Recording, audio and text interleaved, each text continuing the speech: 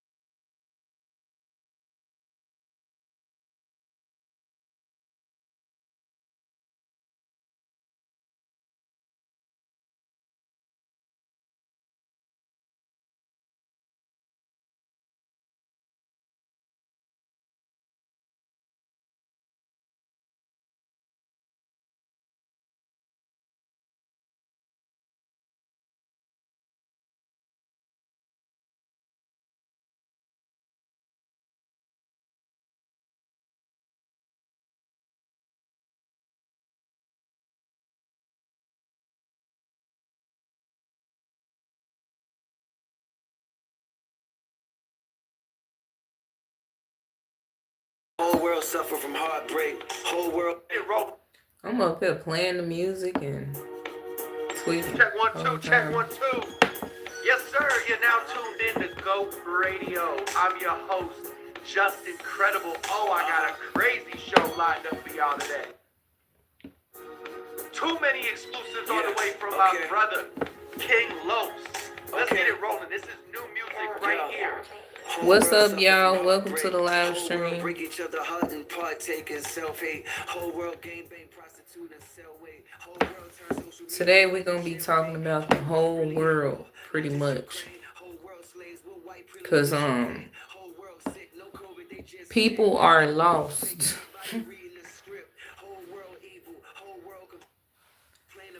People are so lost, man. Y'all see the thumbnail.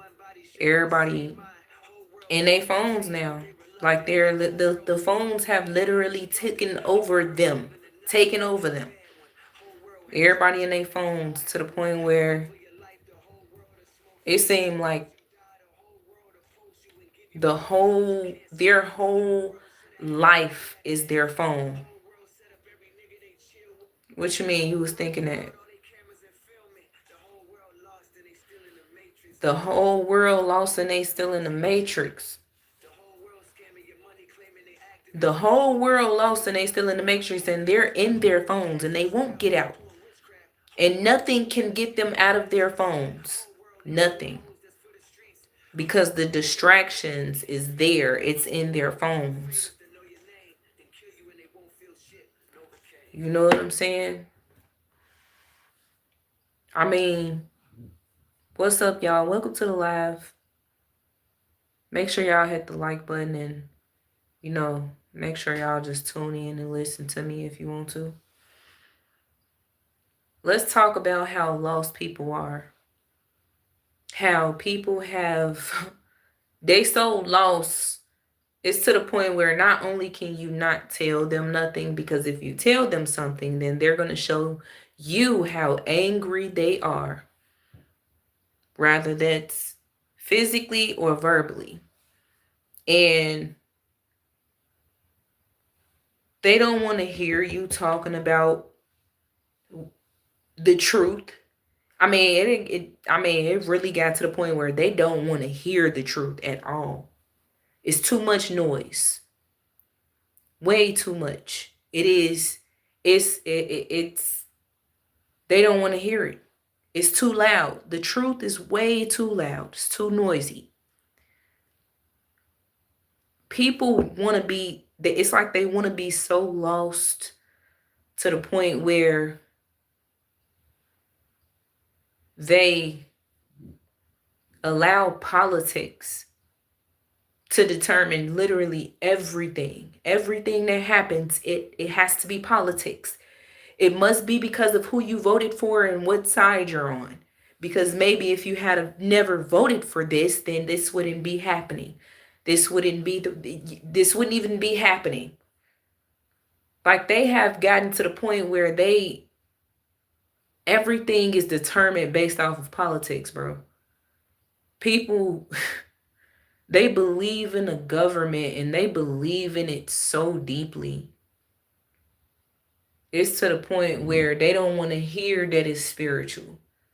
No, that's impossible for anything to be spiritual. Nothing, no, it's politics. Are you on the left or the right side? Oh, let me guess, you're a fucking Democrat. You know what I'm saying? Like, that's how lost people are. And you know what's sad?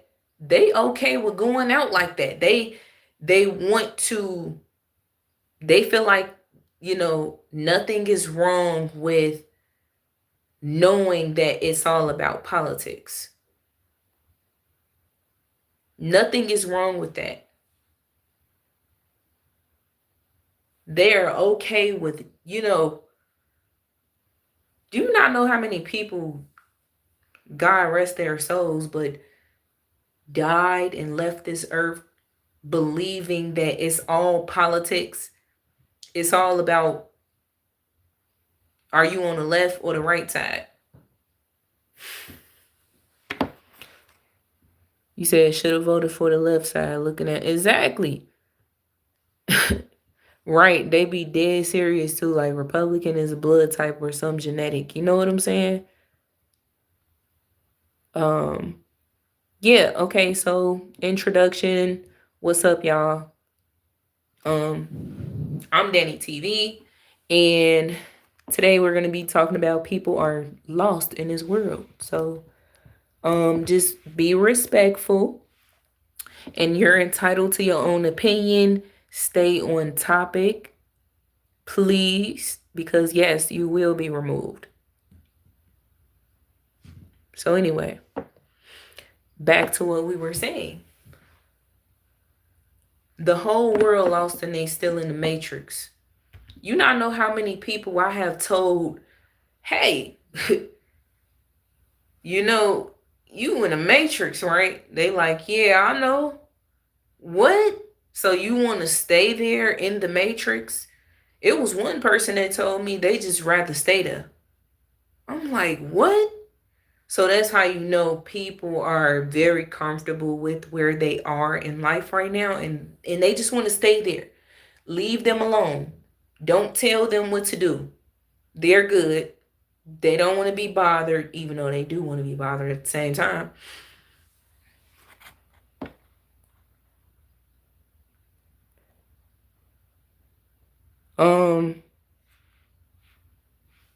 I don't know, man. I don't even want to give you the time of day, because, like, it's people like that, man, in the chat.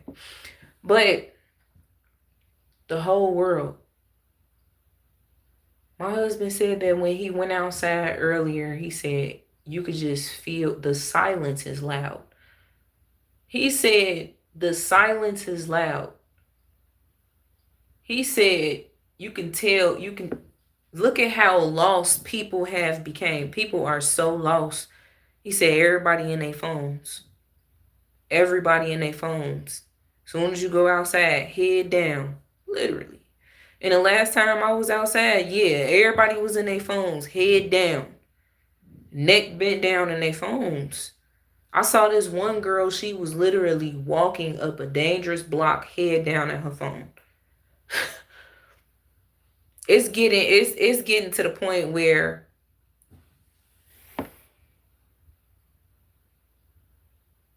yeah, get them out of here. They just trying to distract the live. Get them out of here.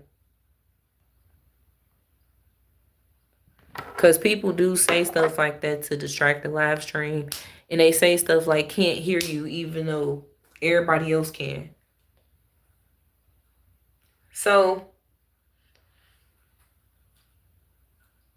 you know, people. And see, this is the war that we are up against, and people still don't get it. It's like, how are we going to war with people? Because you got to think about it. At this point, it is literally Not only good versus evil, but common sense versus the people that ain't got common sense. And it gets deeper. It's deeper than that. It ain't even just that.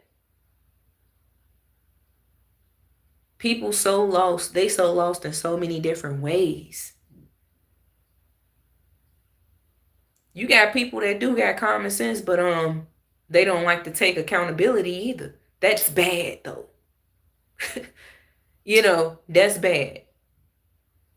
You got people that literally, you got some people that's pure evil and pure good. Then you got some people that's mixed with a little bit of both. And you got to pick a side at this point. Because those the type of people that's out here too. Mixed with a little bit of both. But if you can't be good, then you might as well be evil and be comfortable doing that too. It's too many people out here that's evil and they want to portray the image of being good. They get a kick out of deceiving people. They get a kick out of letting you down.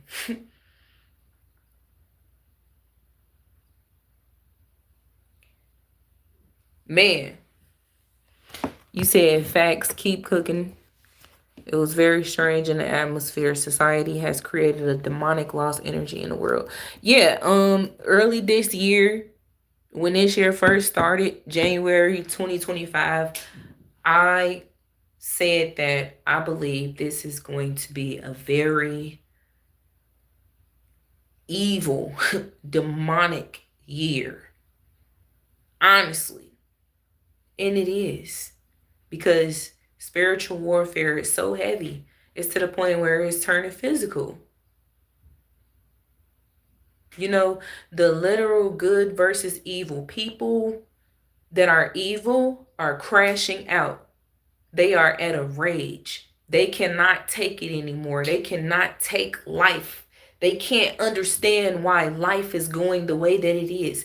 No, what is happening? No, it's your fault. You voted for this person. That's all it's about. It's like the first thing they result in is who you voted for. So that's why their life turned upside down. That's why their bills became higher. It's because of who you voted for. You're the problem because you voted for this person. I didn't vote for that. It's always about politics. It's always politics. And every time people continue to think that, they're gonna, that's a one-way ticket to you already know. Because it's the fact that you're not thinking spiritually at all. Nothing. Like, you say you believe in God, but then again, that's all it is. After that, everything is politics. Politics, politics, politics. It's who you voted for. This is why this is happening. It's because of who you voted for. Yeah. What are you? Republican? Are you a Democrat? You must have voted for Trump. And then they just assume that you're a voter. And their life has turned upside down because of who you voted for. It ain't got nothing to do with nothing biblical, spiritual, nothing. It's who you voted for. And I just like people that lost. And you want to know why though? It is because they continue to remain in their phones. And social media is, people swear they ain't got no addiction. Just because you ain't off drugs or drinking alcohol, it don't mean that you ain't an addict. This right here can make you an addict. Those apps on your phone that you keep going to every time you wake up. Every day of your life when you wake up, when you go to sleep, when you're eating, when you're pissing, when you're shitting, when you're in the shower, when you on your way to work, when you at work, when you at church, when you taking your kids out. Like literally, everything you do, all day, every day. This is an addiction, sir or ma'am. You're addicted. And you're addicted to all of those apps in your phone. The ones that you keep reading, the news that you keep looking at. The media, the media, the news media, the social media, that is addicting. Facebook is addicting. YouTube is addicting. TikTok is addicting. You are an addict.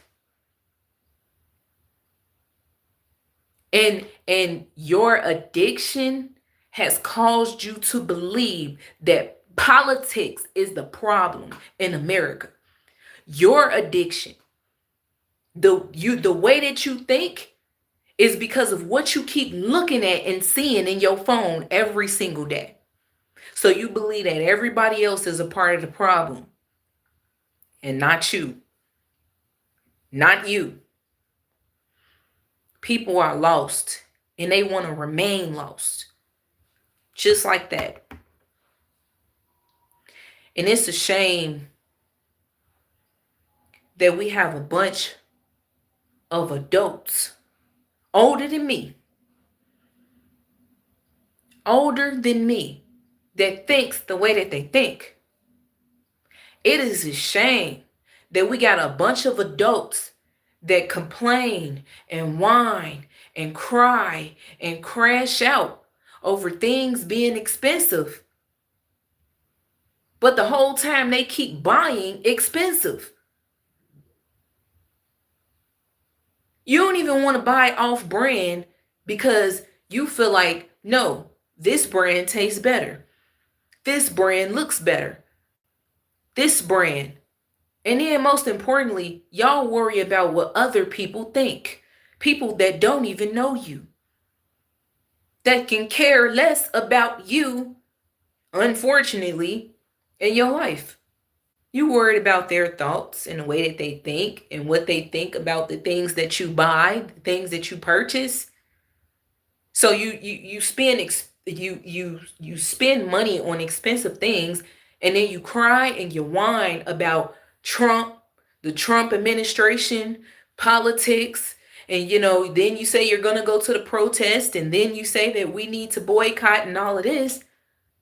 And we need to stop spending money at these stores because, it's an option, right? Why are you spending money if you know everything is expensive, though? And if you know that it's going to bother you to spend a couple dollars, don't spend nothing at all. You get it? It's like that simple. It's like an option. Literally, people live their lives every day feeling obligated. They obligated to speak. They obligated to go to work. They obligated to wake up in the morning pissed off at something or somebody else. They obligated to take their kids to school. They act like they obligated to be a parent. They act like life is just an obligation. And it is, though. Because you should feel, obligated.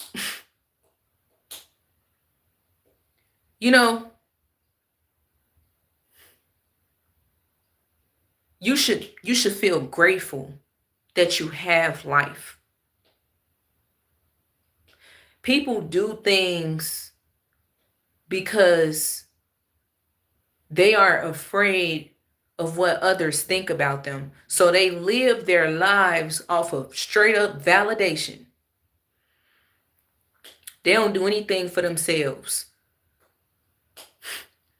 They motivate themselves to do the things that they do every single day of their lives because they don't want to be a failure. They don't want to be called a failure by anyone. That's why you got people that's in college. That's why you got people that's been on their jobs longer than 5 years. That's why you got people that's not the case for everybody either. But I mean, most people, they live their lives off of validation. They worried about what everybody else think about them. He said people care more for the folks' opinion than their own. Extreme lack of self-respect. Exactly. Oh, I ain't even read that one. So you got people who will text you one thing but won't say a thing, and come on now. People literally all they do is text. A lot of people stopped talking to me because they didn't like the fact that I like to communicate over the phone. Over the phone or in person. I'm not a texter. I don't do the texting. I can't do it. Like, that's horrible communication because you can misinterpret something, and then next thing you know, all it's going to do is turn into chaos because people, they believe what they want. And even when you try to break it down to them, like, no, that's not what I was trying to say. It's like, no, you was really trying to say that. No, that's not what I was trying to say. Why would I say that? That's why, man, tell me about it though. The texting, I don't like it. But that is how the world communicates. They communicate off of texting and chatting and customer service chat instead of calling customer service. You not know how many people I know that say, nah, I would rather chat with the customer service agent. See, they right here already. Like, you don't want to talk? That's a better form of communication.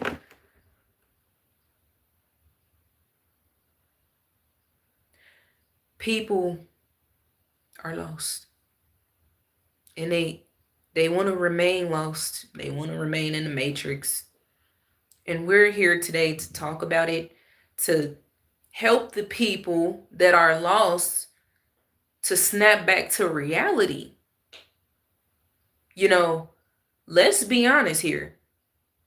Remember, not too long ago, everything was considered a conspiracy. And now everything that was considered a conspiracy in your eyes is actually came to pass, people still decided to keep the blindfold on. Soon as you tell them, like, remember when you said that was a conspiracy? They like, yeah, I know, right? That's crazy how that happened. It was never a conspiracy. That's why. But see, they would rather keep the blindfold on. Now they don't want to talk about it. Oh yeah, I see what's going on. I know what's going on. And sure, I ain't trying to talk about that. I'm really just trying to stay positive. Whole time, this them in their phones. The whole time. On Facebook.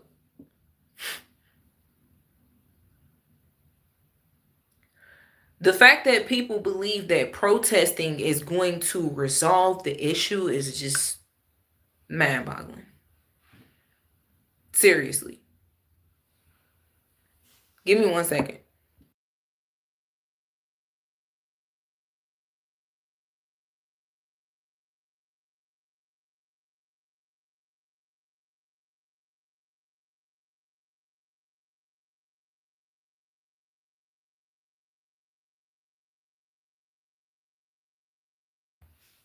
Forgive me, guys. The greatest form of communication is to be able to communicate via in person with your partner. I don't have to text. This man is in the next room. What am I texting for? Baby, did you get that text message? Like, he can hear me, duh, hello. Man, I mean, people literally will text you sitting right next to you. Hey, I texted you. Well, if you can whisper, you can actually talk to me at the same, you might as well just say it. No, I texted you. Just say it. Come on now. No, I texted you. Like, what the okay.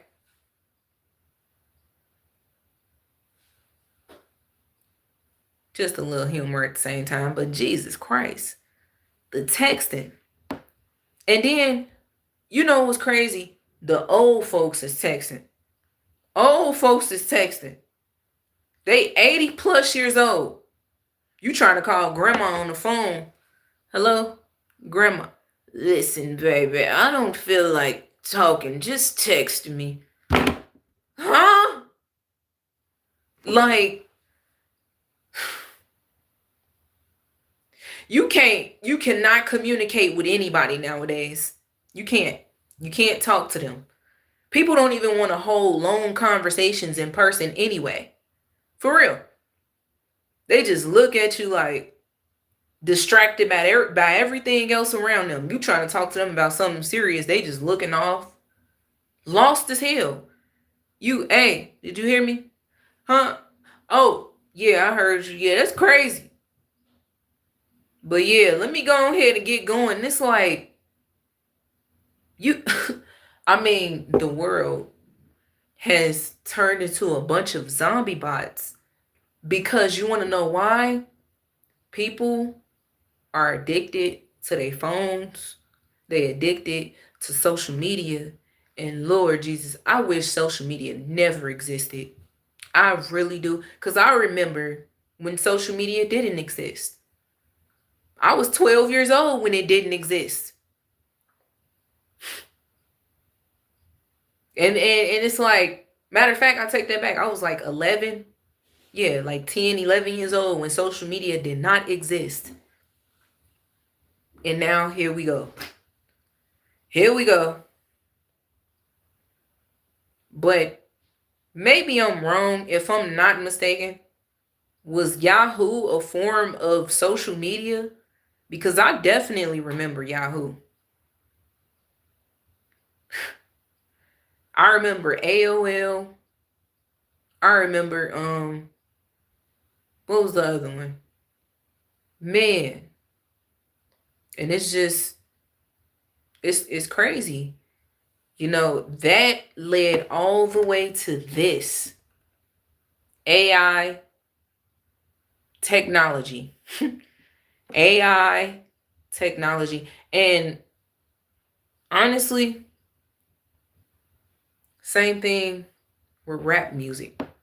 Rap music led all the way down to the worst music of them all, drill rap music, which has changed the world.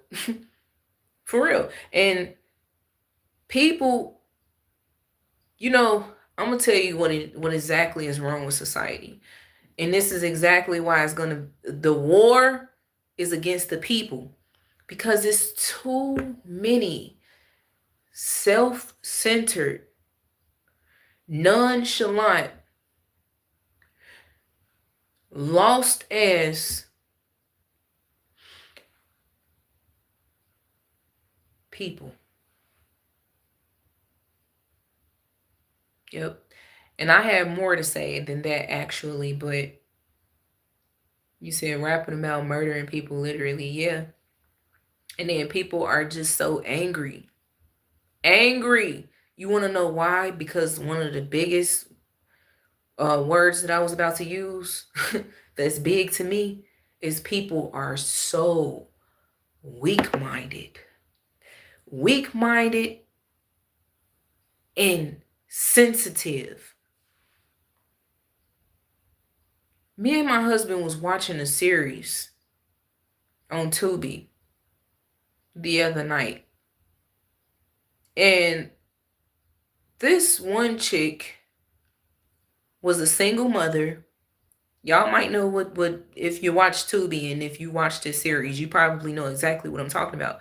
She was a single black mother of 2 children. She had a great mother though by her side, a great mother figure, you know.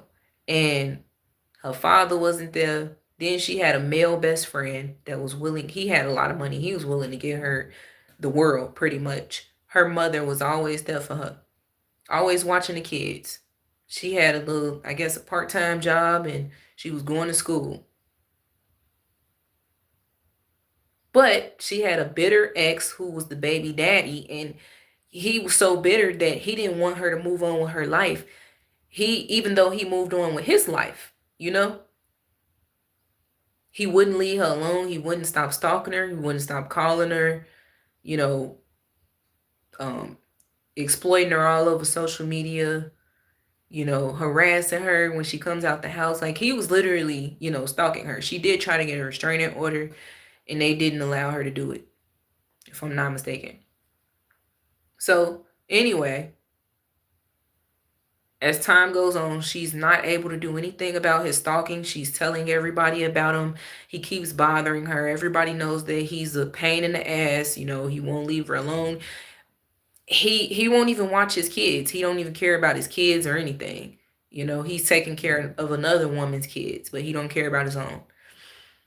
She asks him for help, asks him for money. He don't want to give her money. He just want to keep stalking her and harassing her every day of her life because he does not want her to move on.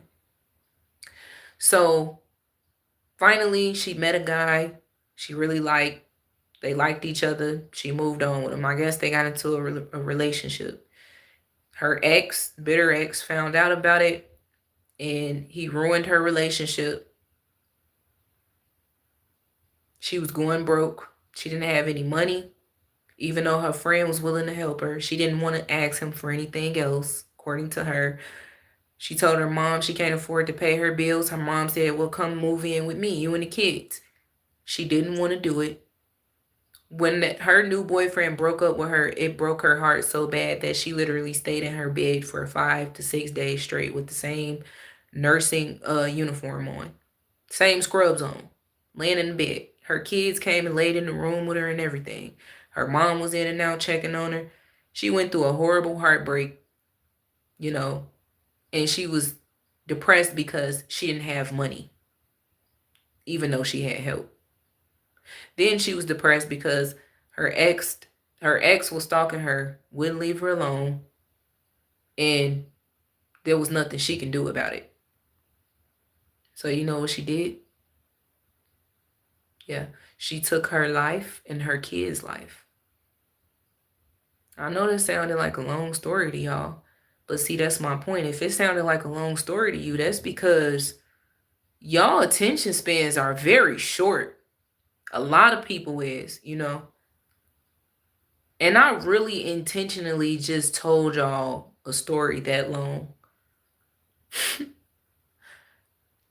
Because, like, I'm going to be honest with you. I really don't like the super fast, super quick explaining things, It's like nowadays when you break stuff down into detail, people just become so impatient. You talking to them, you just trying to explain stuff. They like, hold on, let me take this call real quick. Like, they can't sit still. But anyway, yeah, that is a prime example of a weak-minded person. She took her life and her kids' life. She felt like her life was going down the drain, literally.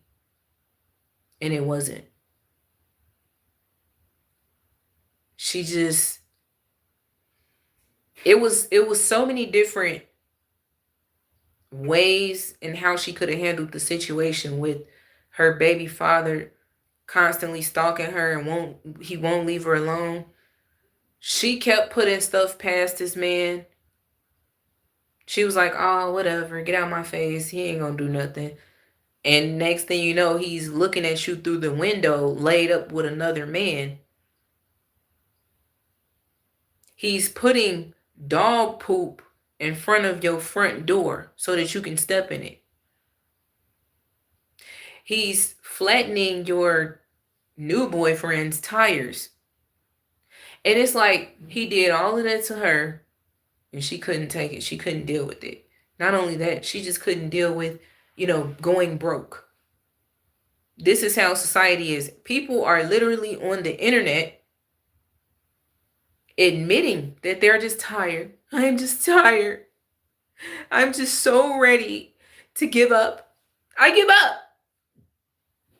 I'm tired. I'm not doing it anymore. No, I'm not going to keep working. What am I working for? It's like people are literally crashing out on the internet because they can't do it. They can't afford to go broke. They can't afford to not have a job. The government shutdown has literally exposed the world Y'all know, just like the Charlie Kirk situation. Charlie Kirk situation exposed the evil in the world, you know? Yeah, the evil was already here, but it showed how many people were truly evil. They really showed you right in your face. It showed you how many people truly don't have a heart. They mock death. And we're not supposed to do that.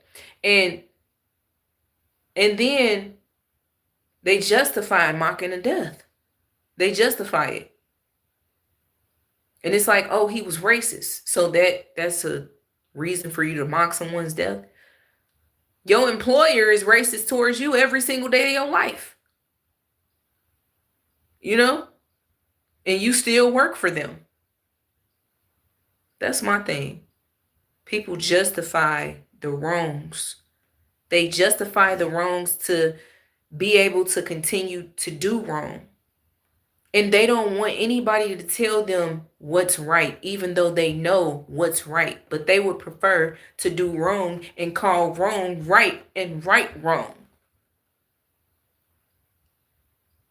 They would prefer that. They don't want to hear anything about,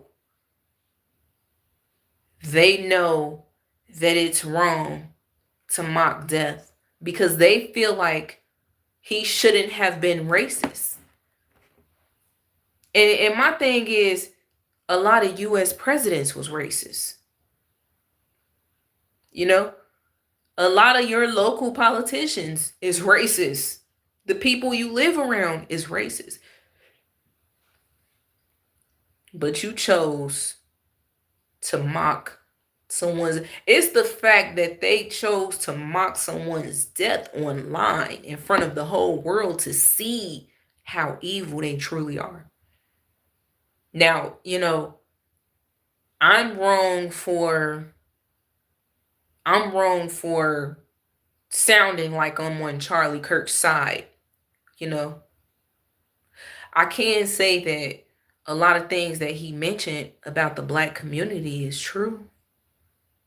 It's true. I talk about the black community my damn self. He ain't lie. You know? But not everything he said was the truth. I didn't even know who Charlie Kirk was until people started mocking his death. But yeah, the world didn't turn evil like that. And now the government shutdown has exposed how many people truly believe in man, and they love the system. They believe in the system so deeply. They believe that it's politics. That is the problem. You cannot tell them nothing else is the problem but politics. This has exposed the world yet again. You thought 2024 was the year of exposure, man. 2025 was the year of exposure from the beginning. And that's what I got in the beginning of 2025. It was another year of exposure. But see, people are really getting exposed. See, last year, 2024, was the year of exposure. You know, people was finding out who their true friends were. You know, all of that, and celebrities getting exposed and all of that, you know. But this year, people are being unmasked. I'm going to just say that. They are being unmasked. And they don't like that. They don't like the fact that they know that they're being exposed. They need to keep the mask on. So, with that being said, I just did a lot of talking. I'm going to be reacting to a few videos. You know.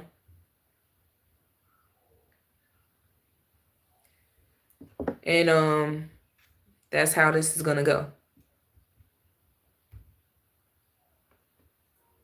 Honestly, we got a lot of informative videos that we're gonna react to. And the first couple of videos I'm gonna react to is people and their mindsets about, you know, the grocery prices and inflation and stuff like that. And there we're going to go into some very informative videos that's actually going to help people. Because people so lost, they don't even want to say it. They know they are, though. That's the crazy part. But they don't want to tell nobody. They just want to hide in the shadows. But it's okay. Because today you're going to come out. You're going to come out them shadows today.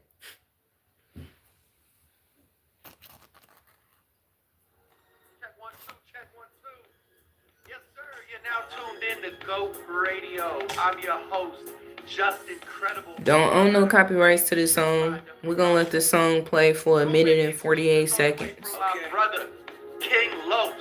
Let's get it rolling. This is new music right here. Whole world suffer from heartbreak. Whole world break each other heart and partake in self-hate. Whole world gang bang, prostitute and sell weight. Whole world turn social media into jail bait. Whole world really at war, not just Ukraine. Whole world slaves, what white privilege did you gain? Whole world sick, no COVID, they just sick. Whole world fake, everybody reading the script. Whole world evil, whole world complain about the whole world, screaming the whole world's insane. Whole world running out of time at the same time. Whole world one body sharing the same mind. Whole world could just change, but they reluctant. Whole world feed off pain and they destructive. Whole world living a nightmare, a bad one. Whole world hate your dream cause they don't have one. Run for your life, the whole world will smoke you. Soon as you die, the whole world will post you and give you all the flowers you can't smell. Whole world should have had his back when that man fell. Whole world set up every nigga they chill with. Whole world pull out all their cameras and film it. The whole world lost and they still in the matrix. The whole world love language really is hatred. The whole world scamming your money, claiming they activists. Whole world using your failure for all their happiness. Whole world casting a spell, doing witchcraft. Whole world a joke, and when you get it, just laugh. Whole world no good hoes, that's for the streets. Whole world running from bullies they can't beat. Whole world wait till you famous to know your name, then kill you and they won't feel shit. Novocaine. All right. He did that. Real talk. You know, spoke on the whole world. So let's go ahead and go on over to these videos so we can react to these videos. Because let me tell y'all something too. The whole entire world is so lost. You know, they are unfortunately getting a rude awakening. And it took the government shutdown for you to realize that your job meant nothing to you because you were still laid off. You did all that hurrying and that rushing to work, all that clocking in every single day, all day, spending time away from your family, all of that. You know, stressing yourself out because you know you don't want to go to work, but you forcing yourself to go to work. Hurting yourself on a job. Man, I know this one lady, bruh. Me and my husband know this one old white lady who's the cashier at the store. A very nice lady, very nice, you know, always nice. But she's like 70 something years old. Still working. And she's the cashier. An old lady, the first time as she was walking back to her register to from getting something behind customer service, she slipped and fell and broke her hip on the job. She said she didn't work. She didn't want unemployment. She said she didn't want disability from that. She just wanted to go back to work. So she stayed off of work to heal from getting. She got rushed to the ER, rushed to surgery. Her hip was broken in multiple places. Lord have mercy. She had to recover for 4 to 5 months Me and my husband was looking for her. Every time we would go back to the store, I'm like, where is she at? So then the security guard had ended up telling us that, oh, she broke her hip and she's recovering. She's good. She'll be back soon. She ended up coming back. She came back. Right? She was looking good, doing well. I felt bad for her. I told her, you should please just stay home. You don't have to do this. She's like, no, I just want to work. I'm like, no, you should just. She want to work. Sometimes you can't tell these elderly people nothing. They still want to work. We just saw her recently, a couple of weeks ago. And I asked her how she was doing. She said, oh, I'm doing well now. Literally just a month ago, I fell again. And what did she say, husband? Oh my God, what did she say? She fell again and she broke her nose or something, or her jaw or something like that. What did she say? The lady who's the cashier at the grocery store that we go to, who fell and broke her hip the first time. And then when we just saw her recently, she said she fell on the job again and she got stitches in her head. She showed us the stitch. And I was like, again?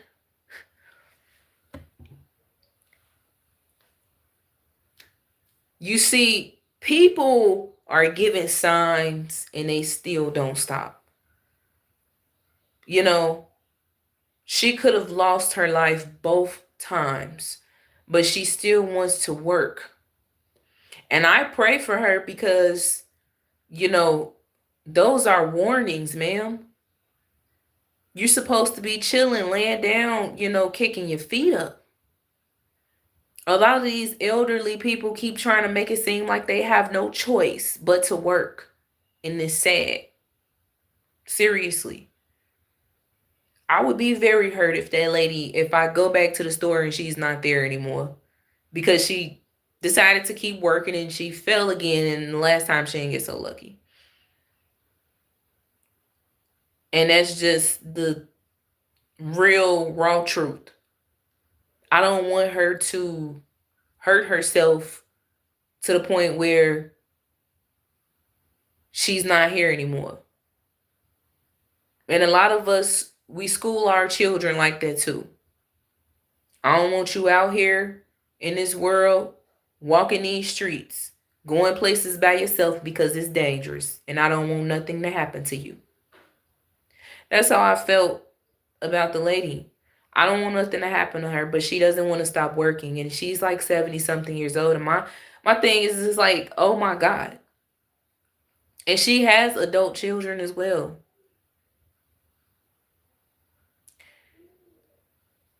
People are so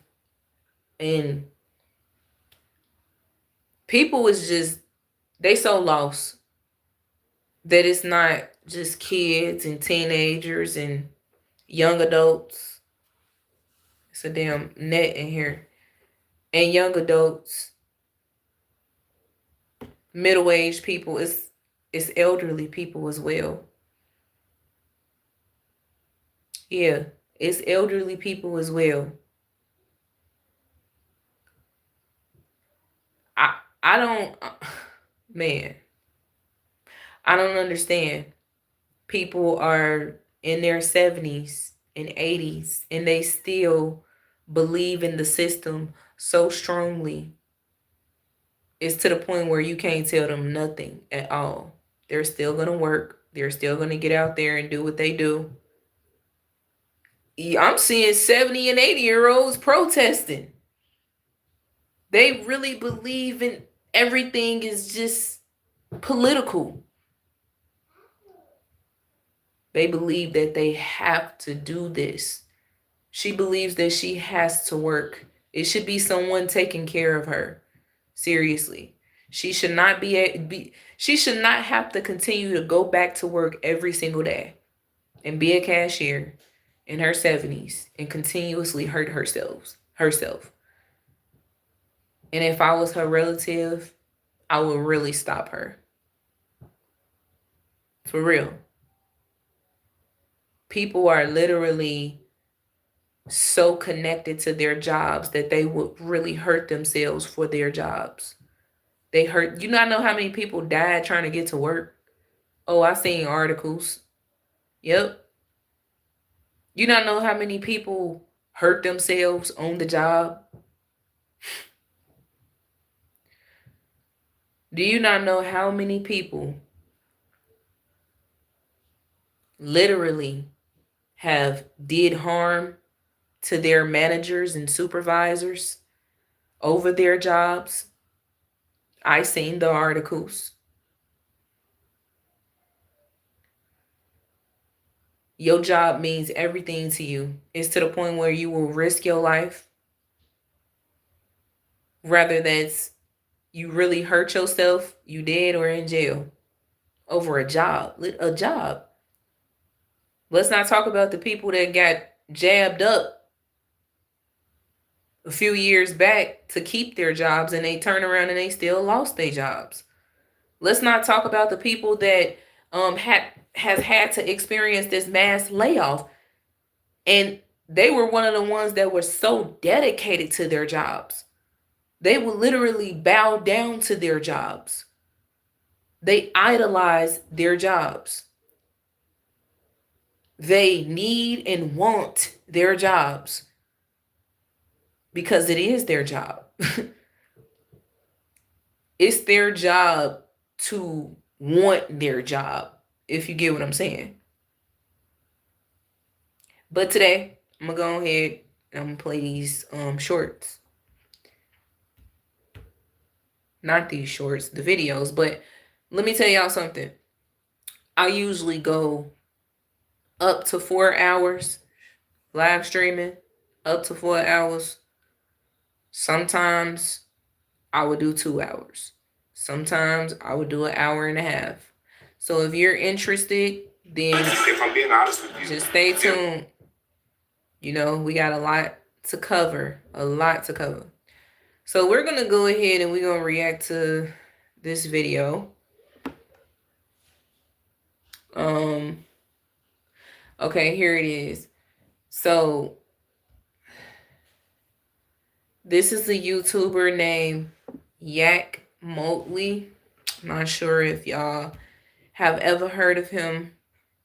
I don't want to take any credit. I don't want to take any credit for any of his videos.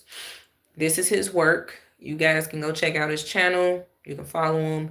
Yak Motley. He does a lot of reaction videos to what's going on in the world. And the title of this video is Shocking 2025 Layoff Surge.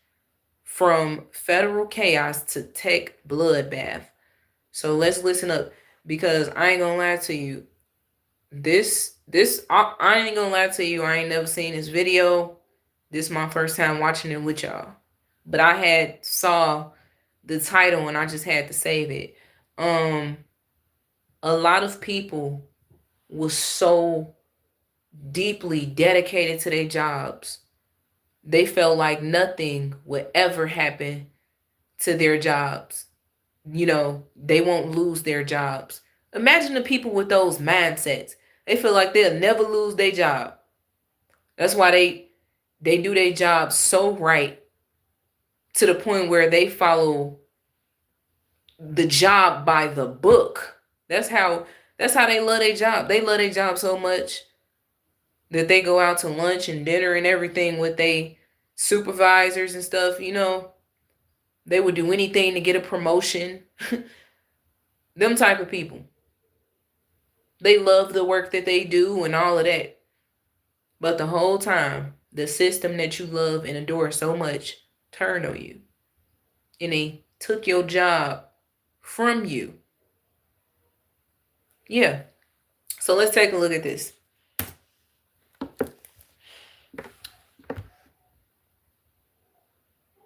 Okay, hold on. We gotta get the sound. Almost exactly 1 year to the date of my last layoff. Just when I thought my life couldn't get any worse, it finds a way to. Almost exactly 1 year to the date of my last layoff. I get laid off again.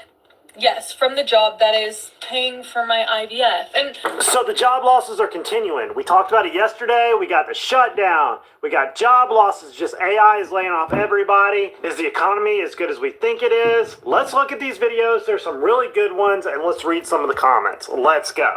I'm going to be completely honest. It wasn't a total layoff. It was, you have 5 weeks to put your house on the market and uproot your entire life and move to Phoenix, Arizona, or it is a layoff. 5 weeks, which poses as a problem because you guys know I'm in the middle of my IVF cycle.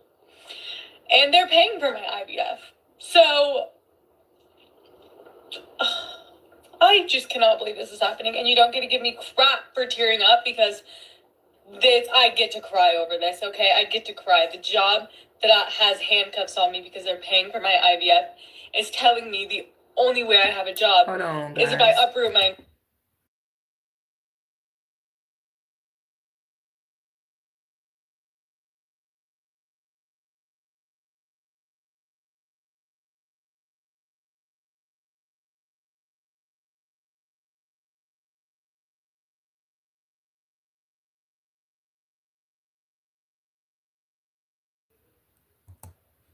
entire life and move to Phoenix, Arizona. In 5 weeks, and I'm building a home here. I'm going through IVF here. I'm building my life here. I have a home here. And this isn't even something that, I told them no. I'm not going to Phoenix, Arizona. I'm sorry. And they, wouldn't take no as an answer. They're sleep on it. I'm I can't go to Phoenix. And I was find me something in Texas, somewhere else in Texas. Find me something in Utah where I'm from. And they're we can't guarantee you relocation if you don't take this role. And I'm and it's not something I can sit on for a very long time because it's so much work to list your house, let alone pack up your entire life and move somewhere else by November. I have until the first week of November to move to a whole nother state, or I don't. And I take the severance package. So this is my thing. This is a prime example of people. I'm talking about people be crying and whining and literally bitching over this. Why are you crying, ma'am? It's literally so simple. I understand how upsetting it can sound to you, but it's an option. See, people don't live their lives like that. They live their lives they have a gun put to their head every single day that they wake up. They live their lives like their life is on the line and they have to go this way or else. See, people are resistant to their own real, authentic decision. They do not want to make their own decisions. This is why she's bringing this to the internet, because she needs validation from the world. She's telling her story, but in the same breath, she needs some sort of validation. She needs somebody to really convince her, to help her to make a decision. After her video, she's more than likely going to read the comments and decide from there. So this is how people live. And she's crying, and it's over the fact that I guess your job is telling you that they need you to work in another state. And they're currently paying for IVF treatment in the state that you live in. But you know that when you go to another state, they're not going to do it. And then you turn around and you say that you love your state. You're building the home where you are. So why are you crying about it? It's just a simple, are you going to do it or not? You said that they're continuing to pay for your IVF treatment. A lot of women believe so deeply. Yeah, I got to get this fly out of here. A lot of women believe so deeply in the system, and they believe in, don't get me wrong, yeah, you know, doctors are here, they should be here to help us. But some people just take it to another level. You know? Instead of understanding, I'll just say, instead of understanding that everything is spiritual, all you gotta do is pray, sweetheart, and God will bless you with a bundle of joy. For real. Real talk. So let's just finish. Which they didn't really give me information on what it was. I was like, send me a severance package. I'll sign that shit. Just kidding. And I lose my IVF coverage, and it's not the end of the world. I can afford to pay for the transfer out of pocket. The expensive part's done, you know? You... Oh, Lord. Okay. Expensive part is really done. The expensive part is really done. So, what are you crying for? You know?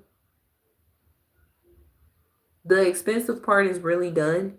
So you can pay for IVF treatment out of your pocket, but you're crying and whining at the fact that you want them to continue to cover your IVF. You see, people, they so selfish.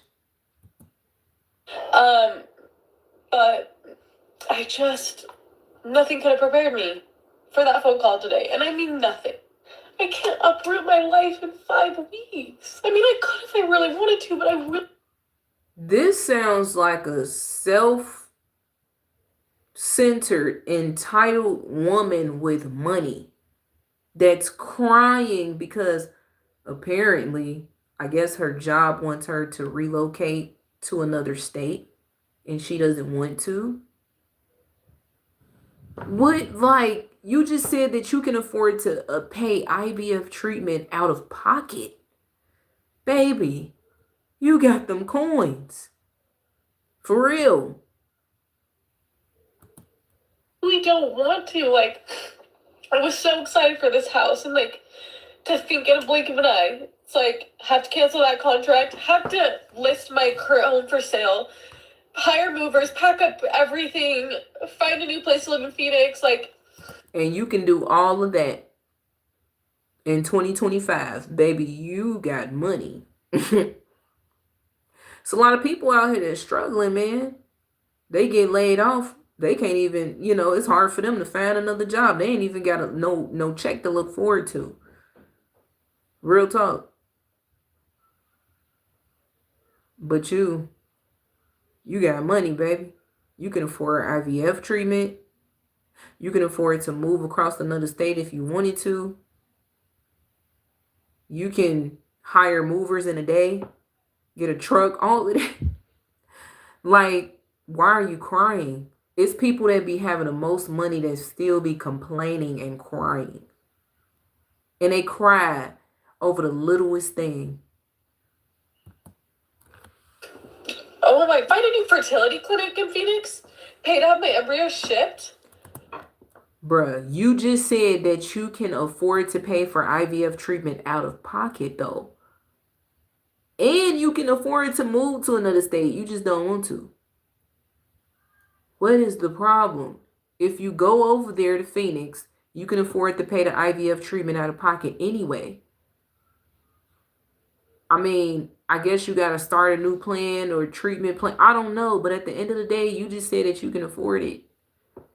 You know, the expensive part is out the way. Like, bro, people be having a lot of money and they just don't know what to do with it. And they just still be depressed and crying.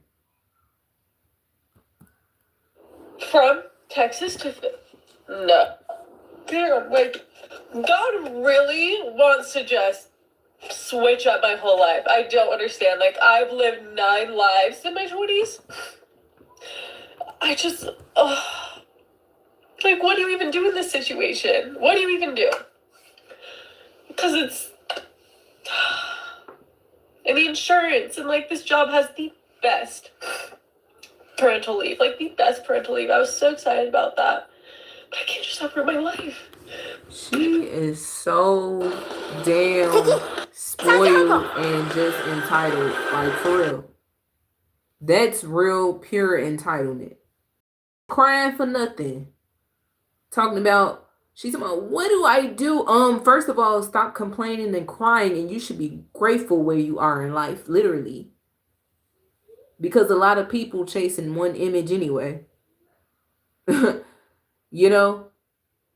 The fact that you want to stay lost anyway, mentally, because you come into the internet, and you know what's crazy? The internet is gonna give you what you want.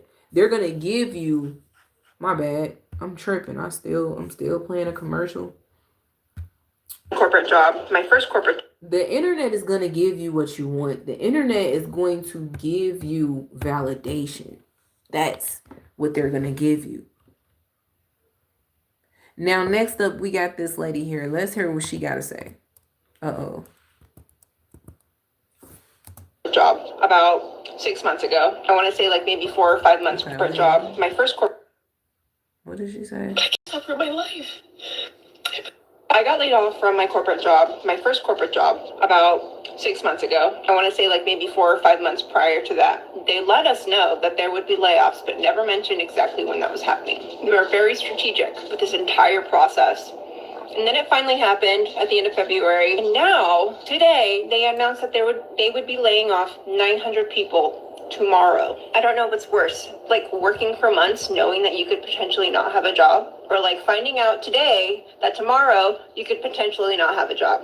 While the CEO is working from his remote office where he lives in Southern California. This company is such a joke, and I feel so bad for my old coworkers who are still there that are probably spiraling out of control right now because they don't know what's going to happen tomorrow. But that just goes to show that your company, the company that you work for, doesn't give a shit about you. You're disposable. So make sure you are prioritizing yourself and like not giving all of you to a company who could easily just get rid of you the next day. Ooh, what?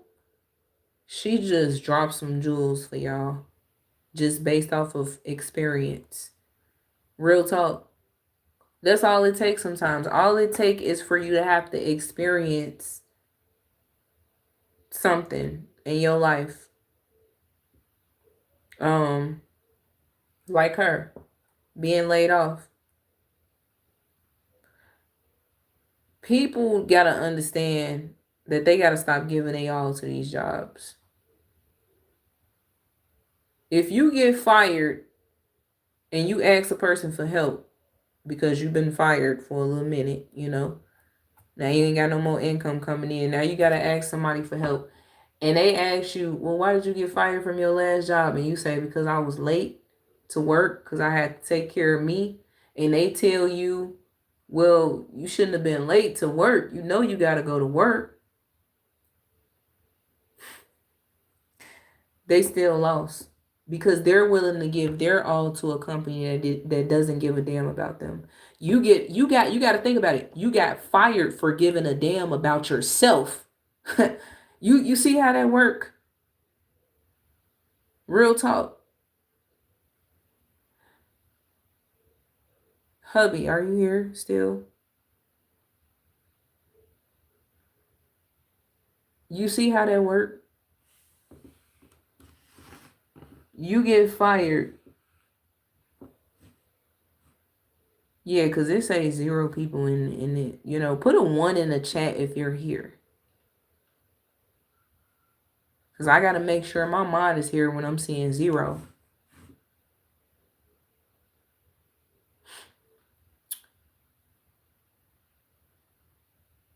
Okay. Make sure y'all keep putting... Man, bro. YouTube. It's the illusion, though. They want you to pay attention to the numbers. That's the thing. That's crazy. But anytime it says 0, I'm going to make sure you still here at least, though. So let's get back to the job. Ain't it funny how you get fired for giving a damn about your own life? You know, they'll fire you because you're late to work from dropping your child off at school and making sure they got to school safely. They'll fire you because you need to make sure that, you know, you're mentally sane so you won't be stressed out on the job. So you decided to take a few days off of work so you can get your mind right. They'll fire you for that. They just will fire you for giving a damn about yourself or the people that's around you, which is your family. So why are you giving your all to a job that don't care about you, that will literally fire you right now at this given second? That will literally fire you. I gotta get that damn fly. You said, yeah, it is definitely an illusion. Okay. This is an example of the golden handcuffs. You can't quit. You almost can't keep going much. People think there are a lot of cuffs that saying that Sorry. off from their I setting. just want to react to the Was actually the company had this is the golden handcuffs that our debt system has created. my company had the largest layoffs that they've done in a really long time, and it was actually one of the scariest things I've had to like witness in a work setting. I never thought that I would see so many people laid off from their job at once. All morning I just kept seeing people from my team just gone, and I got phone calls from friends saying that they were gone too. I'm thankful that I still have my job, but still a lot of things for me in this position, I find a lot of fulfillment in it because of the people. Good. I'm thankful that you have your job too. Now, the crazy part about it is I hope at some point she does learn like everybody else did. See, the only reason why you probably weren't chosen like everybody else is because it's time for them to learn their lesson, you know, to understand that a job ain't everything. Real talk. Now, the question is, when will you get it? Will you get it just by seeing people being laid off from your job? Will you start understanding that a job ain't everything? Because it sound like, I don't know, you might have a little bit more learning to do. You're saying that you're very thankful. Okay? So when will it click in your mind that a job ain't everything? Has it ever clicked in your mind? That's the crazy part. So yeah, you still got your job. Yeah, be thankful that you still have your job. But being that you were able to witness mass layoffs on your job, what, like, I just wonder, like, what is, I do wonder what is her thoughts. What's up, Sleepy Montana? What's up? That I've met, and because I know that my career path can be kind of paved by the mentorship around me, and seeing that mentorship gone is really demotivating. And I feel like right now I should be motivated to work and motivated to do better, because I know that my job is always on the line actually. Oh, you do? Look at him. He gave the same facial expression. Wait a minute. Look at his facial expression when she said that. He did the same thing I did. Is really demotivating, and I feel like right now I should be motivated to work and motivated to do better, because I know that my job is always on the line actually. But in reality, I'm like, you okay, let's listen. actually really demotivated, and I actually really feel for the people that lost their job. And I kind of just realized, you're just a number to these large corporate companies. Okay. No matter how good of a person you are, they don't know you. They literally don't know you. They don't know what you do on a daily basis. It's all about numbers. And it's just kind of sad to think about it like that. It seems like inhumane, and I wish things were more moralized, but at the end of the day, like, it's money, it's revenue, it's numbers on a board. It's not really what comes down to you or your personality or who you are or anything like that. As inhumane as the workforce is, you have to become humane when it comes to finding a job. You have to talk to people, you have to network, you have to be open to advice, you have to do all those things. And if you're not, then it's going to be really hard to find a job. But it's already hard to find a job, even when you're trying to find a job. So, yeah. You not know how many people have been unemployed for how long? What's up, Pink? You know what I'm saying? As she gets ready to go to work, and that's my thing. She said that she said that she's demotivated, but it sounds like you're still gonna work. You said that you're glad that you have your job. Remember, she said that in the beginning. I'm glad I still have my job. I'm just demotivated. So basically, it sounds like she's probably gonna be at work, very dreadful, probably depressed, probably sad, feeling bad for everybody else. And she's going to continue to feel that way every single day until it, dawns on her that it's time for her to leave her job. Instead of her being so demotivated that she just won't go back because she's not going to. People still be, man. anyways, Makes no sense. You just said you're glad that you still got your job. You turn around, you say you demotivated. Then you said that you just a number. But you still finna go to work? I'm confused. Are you still about to go to work? Knowing that your job is on the line too? I have to work now. What if your small business could run a TV ad on the #1 streaming platform in America? Damn, what a twist. Hold on, that was crazy. Literally, wait a second. I'm The car hearing payment. They things. can never get off the hamster wheel because they gotta keep making those payments. And the car payment. To work now. Oh, snap. What a twist. This is crazy. We gotta hear this. Oh man, I literally just guessed the whole time, and this chick literally just proved me right. See, this is exactly what I be talking about. Y'all, this is my raw reaction. I've never seen this video before. Never. It's just this is the world. It's like when you start knowing the ways of the world, you start knowing that people, like it sounds like he just said it, they will never get off of that hamster wheel. It just keeps going around and around and around and around. Because you ain't gonna get off. You don't know how to get out of the cycle. That's the thing. You are afraid to leave the cycle. That is the thing. Let's hear it. She said, she finally came to the realization that she is just a number. She witnessed mass layoffs on her job. She feels bad for the people. She's happy that she still got her job. She feels demotivated. Then she realizes that she's just a number. She knows that she can lose her job at any given second. Her job is on the line. Blah, blah, blah, blah, blah. And now, listen. Become humane when it comes to finding a job. To talk to people. See, this my thing. Soon as she said that, I instantly understood the assignment.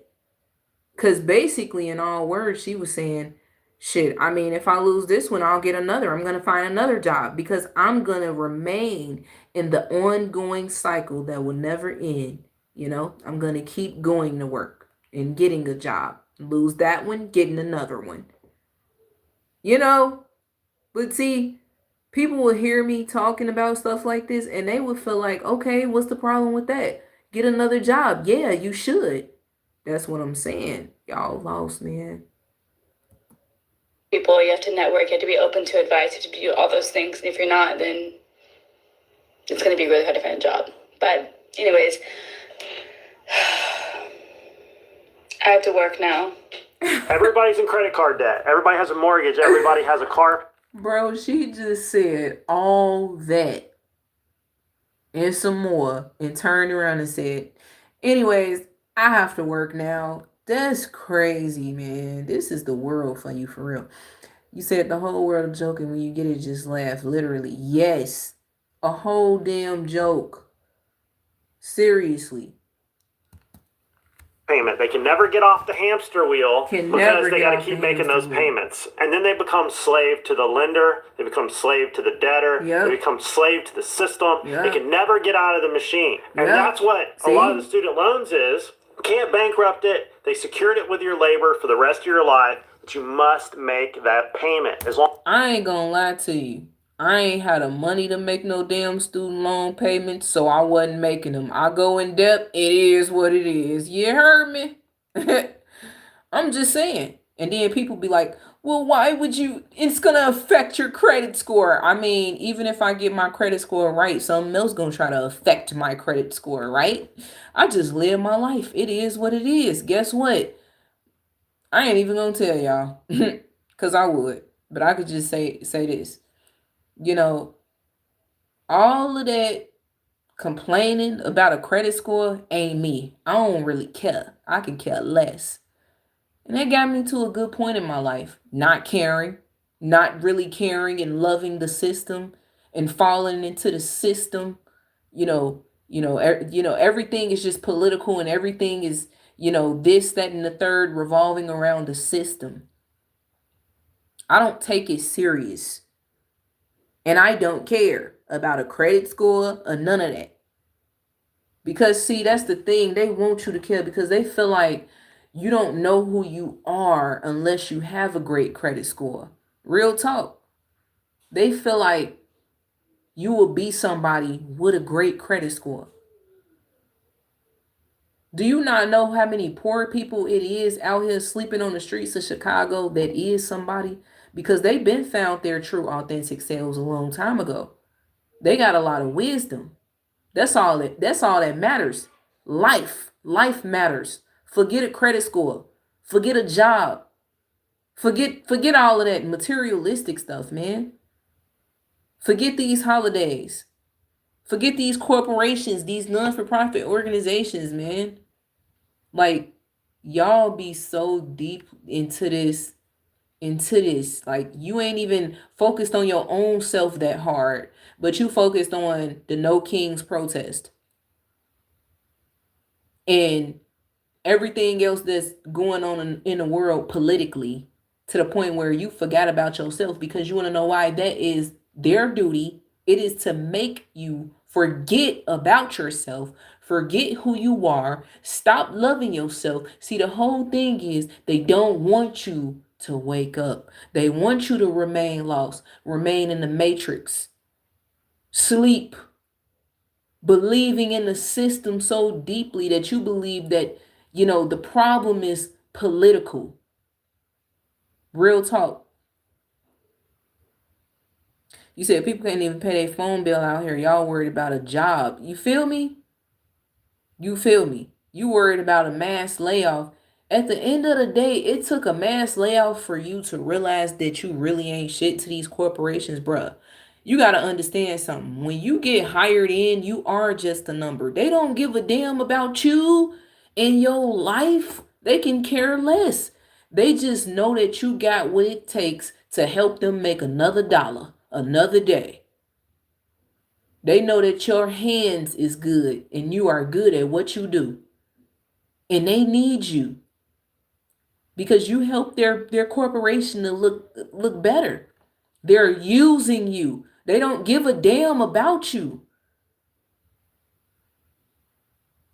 All it takes is for you to tell them that you late 2 more times and they gonna fire you and replace you. All it takes is for you to tell them that you grieving over a loved one and they're gonna fire you and replace you. All it takes is for you to tell them that you don't feel well and they're gonna fire you and replace you. And a lot of y'all know that. But you continue to put your best foot forward every single day to a corporation. You give your all to a corporation that can care less about you and your life. They don't give a damn. They are connected to the system. They are the reason that the system is able to continue printing money. See, you are a puppet as well. Matter of fact, you are their moving pieces to the monopoly board. You said they out here really struggling, and I personally take that as a disrespect. The struggle isn't a clout chasing thing, it's pain. You feel me? The struggle is pain, bro. Real talk, Sleepy. See, we came from real pain. You know what I'm saying? We came from a real struggle. And y'all sitting up here complaining about your job. You know, you complaining about a job that you got. You lucky that you even got a job. There's people out here that don't have one. That's the thing. You complaining about paying bills, but you still paying them. You complaining about how high the grocery prices is, but you still buying food, expensive food. I'm seeing women buying $10 ketchup bottles, complaining about the ketchup, but you buying it though. I could see if you a cheap shopper, you shop cheap, and you just talking about how high and expensive the things are in the grocery store. Okay. But the fact that it's people out here that literally spend their money on the most expensive thing in a grocery store and then complain about it being expensive at the same time is diabolical. You know, and then they turn around and they take it a step further and they say it's the Trump administration. And they say that it's Trump. It's not them. It's not the things that they're buying. It's Trump. You know, he raised the prices and stuff like it. It's him. Real talk. And, you know, people, they're going to learn the hard way. As life goes on, you're going to continue to learn through everything that's going on with the government shutdown, right? So I had got a notification on my phone, right? And I just want to let y'all know, man, what they are doing is trying to see how many people is going to give up on life. Because it's a lot of people that's coming to the internet saying that they give up. A lot of people is suicidal, bro. Hold on, let me turn this camera around. Because I got the camera on, Mr. My bad, sir. A lot of people is crashing out and they're ready to take their lives. They can't take it anymore. They can't afford to go broke. What do you mean? $0. I need a check. I need to be able to spend some money so that whatever I spend my money on, even though it's unnecessary, even though it's something that I don't even need and my kids don't need, or I don't need for this household, you know, even though I'm about to spend this money on something unnecessary and give it back to them so that they can continue to print the money and make me work for it and make me, you know what I'm saying, make me spend the money. It is just all it is. This is all it is. This is all it is. That's all it is. It's like every time something happens and things, and we talking in terms of stuff like the government shutdown. People should learn from that, but people still ain't learning. This chick up here talking, doing all that talking, turn around and said, well, I gotta go to work. So you still about to go to you see what I'm saying? See what I'm saying? And you know, that kind of reminds me also, it might sound like it's a little bit off topic, but it kind of reminds me also of these parents out here that still take their children to school, to the same school where there was a school shooting at. Still taking their kids to school. Kids traumatized, don't even want to go back to school. They telling them, okay, look, you had your time grieving. It's time to get back to school. Okay, sweetheart? So, you know, you had your time, the trauma, we got a therapist for you. We need you to get up and go back to school. Nothing's going to happen. They have, everything is there set up perfectly. They have more security now. They have more police out of the school. Okay, you'll be fine. Trust me. And it's like you literally still finna send the child back to school, even though the child is traumatized from a school shooting that happened not too long ago. And they lost their best friends in the shooting and everything. And you still want them to go to school. You want to know why? Because the parent gotta go to work. See, they put their own personal issues on their child. I gotta go to work, so you gotta go to school. Is that why I'm going to school? No, you're going to school because you need to get your education. Well, why you can't educate me? Because that's what school is for, to educate you. But they telling us lies. No, they're not. You just don't want to do your work. Do you even have homework? And then it's like, now it's a battle with the parent versus the child, just because the child do not want to go to school. But you see what I'm saying? You see how messed up people are in the minds? They see the mass layoffs. They witnessing mass layoffs. They see their coworker get laid off. Then they see a few more of their coworker friends get laid off. And they know that they could potentially be next, but they still have their job. So now it's up to you. We laid everybody off around you.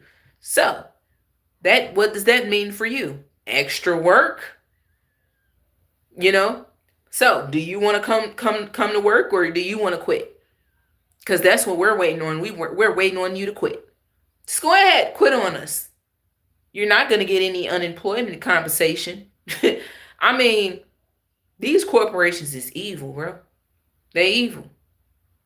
So now it's up to you. Do you want to quit, or do you want to keep working? Evidently, she want to keep working, but she want to rant about her damn job online to the whole world as if, yeah, so these corporations, they don't care about you. You're just a number to them. You know, it's all about the money. That's all it's about. Typical. I mean, you know, say the same thing everybody else say pretty much. Because people complain. They complain and they say, oh my God. Oh. You like, what's wrong with you? I got to go to this job. Don't go. What do you mean, don't go? I got to pay my bills. How else I'm going to pay my bills? Don't go. You know what I'm saying?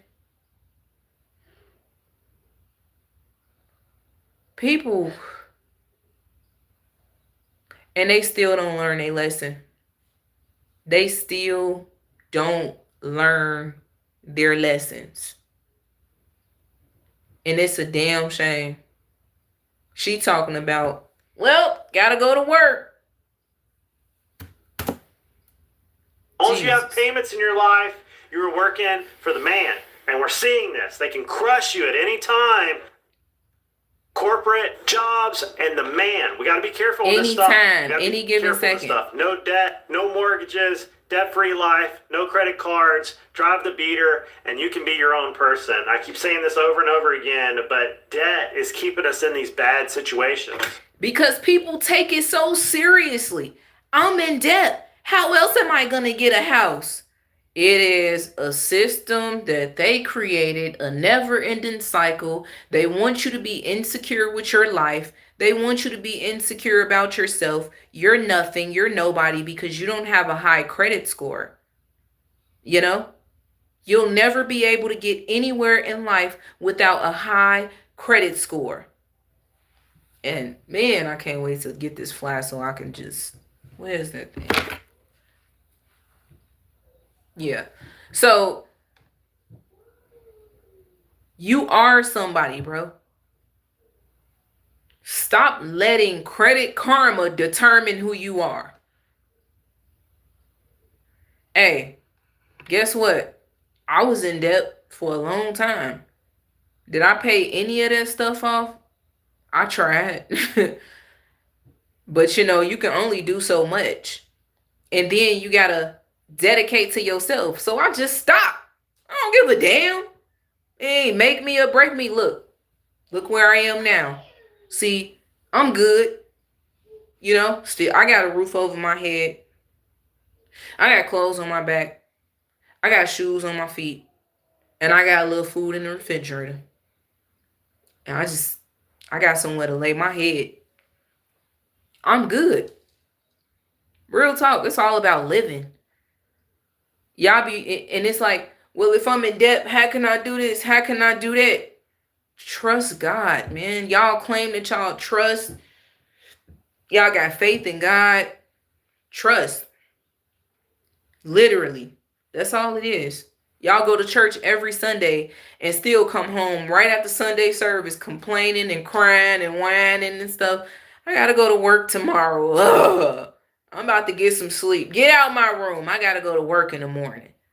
Didn't you just come from church? You ain't happy that you gotta go to work? You know?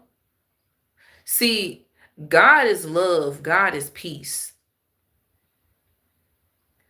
The devil is chaotic. The devil is just, he keeps your mind wandering. He keeps you thinking. He keeps you double-minded. You know what?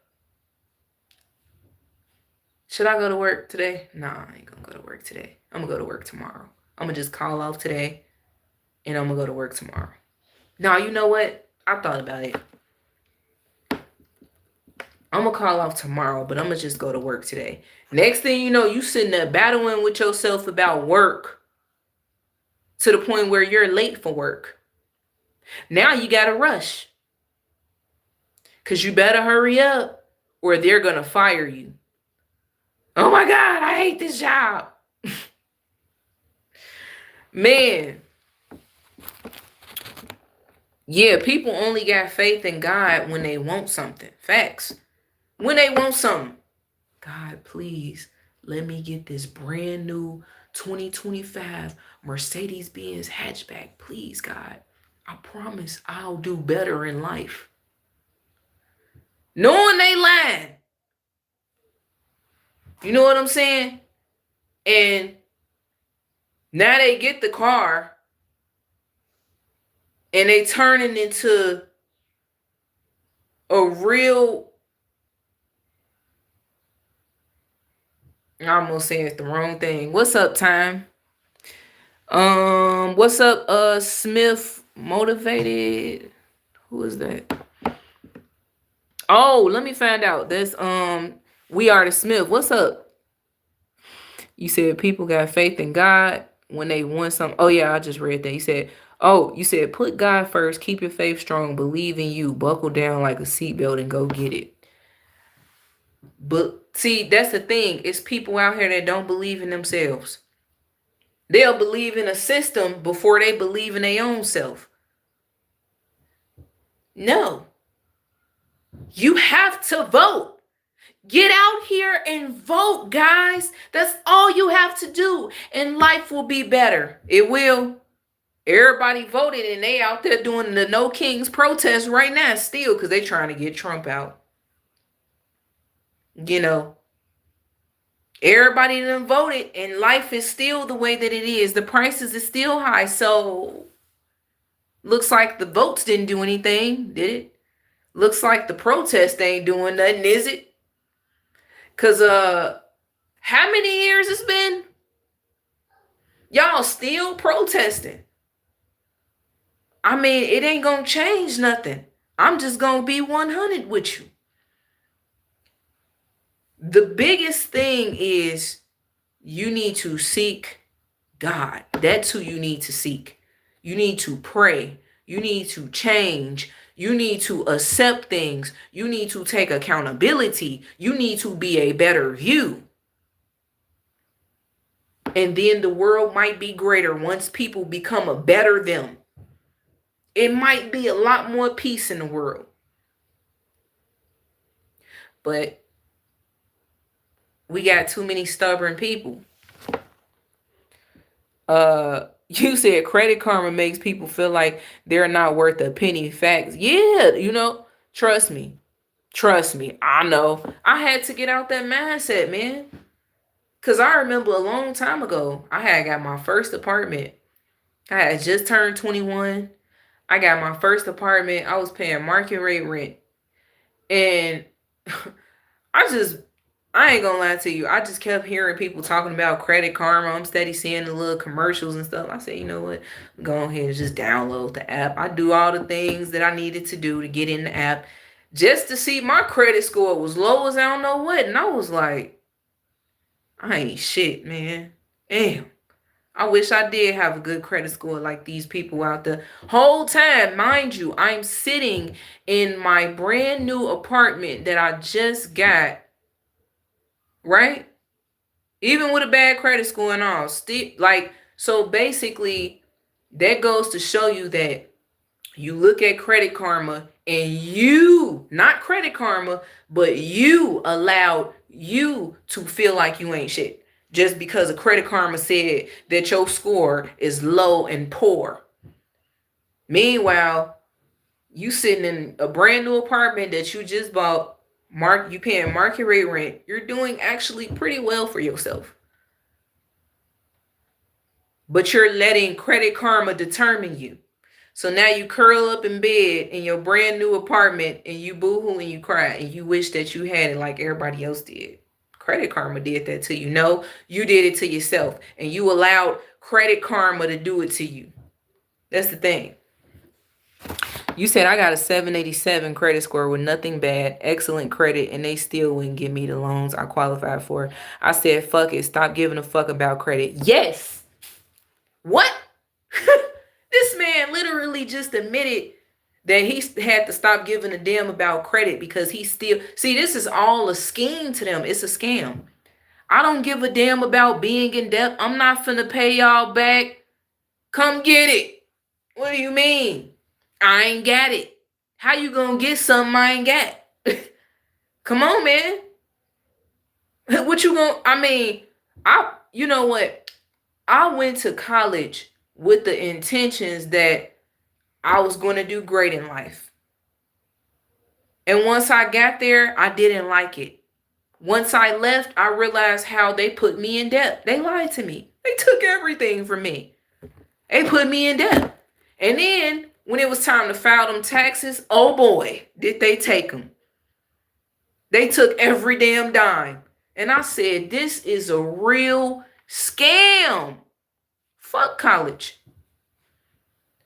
Fuck college. You know what? There we go. I'm cussing. So let me calm down the cussing. Forget college. Forget paying y'all whatever y'all say that I owe you, because I ain't got it. So I don't know how you gonna get something I ain't got. You know, that was your best bet. You better have took the taxes because you wasn't getting it from me because I ain't got it. That's the thing. You telling me I'm in debt, but you put me in debt. Danny TV, that is what's wrong with people today. They are only happy and joyful when things are going good, and they actually don't know you at all. But when things are bad, that's when God is accepted. You know what I'm saying? Soon as things turn bad, everything, put a 1 in the chat if you hear, please. It says 0. And I know damn well they lying because my mod is here. You said people be working these jobs but won't work for God. Facts. You said, bro, financial aid put me in debt and I never even spent the motherfucking money where the fuck top dog law had. I'm just saying, everybody I know was in student loan debt around that time. I remember that time, man. We all wanted to go to college, man. We all wanted to really get our education and get our degrees because we were following the ways of the system. We were following their blueprint to life. You know, that's how they created it. They want us to go to college because apparently we'll be somebody if we go to college. We ain't nobody if we don't go to college. Who are you without college? You know, who are you without a degree? Or 2 or 3 or 4? Who are you? You're a damn nobody. And when everybody was in debt, people was just so it was crazy. I remember that year. Because I wasn't the only one. It was like everybody around me was saying they was in student loan debt. They stole our damn money, bruh. I remember when I was going to this medical school and I almost finished, but I ended up getting kicked out because I missed the midterm exams or something like that. And after I got kicked out of that medical school, a year later, it comes to find out they was all over the news, all over the internet. The whole thing was a scam. It was a scheme. It was a fake program the whole time, and they was just undercover, and they were stealing people financial aid or money or whatever. And I was one of the ones that they put in debt. And so when I called financial aid, who was that I called to let them know, hey, that school that I went to that took all my, you know what I'm saying, that put me in debt, I shouldn't even be in debt because that shit was fake the whole time. They got sued and everything because they stole millions and millions of dollars. For real. They stole from, and it was people that was paying out of pocket to go there too. So they was stealing money from them too. I felt like it was a scheme. When I was there, it just felt so weird. It was too easy to get in. Everybody from the high school that I had went to had got in there too. And it was a medical school in downtown Chicago. But I felt like something was off about it because it was way too easy to get in that program. The whole time they were stealing money and it was a fake program. And yet and still, they told me that it was nothing they can do about it. You know, student loans, that I'm still in debt. I still have to pay that back. How? That's their job at this point. They need to be paying y'all. I shouldn't be in debt for them taking from me. What do you mean? Exactly. The only people that get out of debt is the wealthy, rich people. They're the only ones that get out of debt. Come on now. It's a debt journey. If you ask me, I wouldn't even want my kids to go to college unless they can pay that stuff out of pocket. Unless it can get paid out of pocket. But if they want to go to college really bad, then I encourage them. Do it. You know? But, me personally, I know it's all a damn scam. Real talk. It's a scam to keep you in debt and to take from you so that they can print more money because they are some damn sickos. All right, let's keep the video going. The American people who are watching, the reason your government is shut down at this very minute is because, despite the fact that the overwhelming majority of congressional Republicans and even a few moderate Democrats supported opening the government, the Chuck Schumer AOC wing of the Democratic Party shut down the government because they said to us, we will open the government, but only if you give billions of dollars. It's likely going to be in the thousands. It's a very good question, and that's something that the Office of Management and Budget and the entire team at the White House here, again, is unfortunately having to work on today. These discussions and these conversations, these meetings would not be happening if the Democrats had voted to keep the government open. I mean, you see how they just keeping that shit going? You know, it's always, they are making you believe that it's a political thing. They're keeping the division going. She said it wouldn't have been happening if the Democrats had here we go again. People into all kinds of situations. We got shutdown. We got politicians that have no idea what they're doing. And you know what? Do you think that politicians should get paid if the government shuts down? Nobody else in the government's getting paid, but politicians are getting paid. Do you think that maybe they would finish their job during session if they weren't getting paid? I got a lot of thoughts about you think comes down below. But what I think that the whole world should be at a standstill so they can learn their lesson. I feel like the whole world needs to be humbled. Real talk. You know, because and when I say the whole world, I'm talking about the people that are in the world. Yep. The people that's stuck in the matrix. And they whole love language really is hatred. Those the ones that I'm talking about. They need to learn their lessons. That's what I think. And unfortunately, sometimes we have to learn our lessons through things like this. Sometimes we have to take a loss in order to be able to learn our lesson. See, people love their job so much and they dedicate their lives to their job. They dedicate their, everyday lives to their job. They put their all into their job. They care more about their job than they do their kids. They care more about their jobs than they do with their marriage. Real talk. So people that think like that and people that think that everything is political, they're the ones that needs to learn from this. Real talk. You said when Dame was on the Breakfast Club, he was kicking some facts about bankruptcy and money, but the problem was he was lying about owning the company that Diddy had, that he had to give up. Well, I don't really know. I know about the Breakfast Club, but I don't know about who Dame is.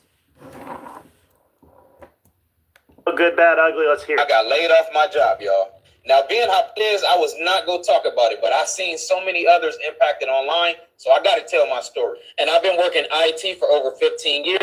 I transitioned from UPS over to this company because I thought it was a fresh opportunity on the restaurant technology side of IT. And the reason why I need to tell my story, because just something just seems off about it. I was the only one of us on the team, and just the way that the entire layoff was handled was a little bit sketchy. So I got laid off on July 21st on that Monday. Didn't even get to start work. I got called into a meeting as soon as the workday started. The way that the meeting went was pretty much, hey, we need to restructure. This is strictly a financial decision, and your particular position has been chosen to be eliminated.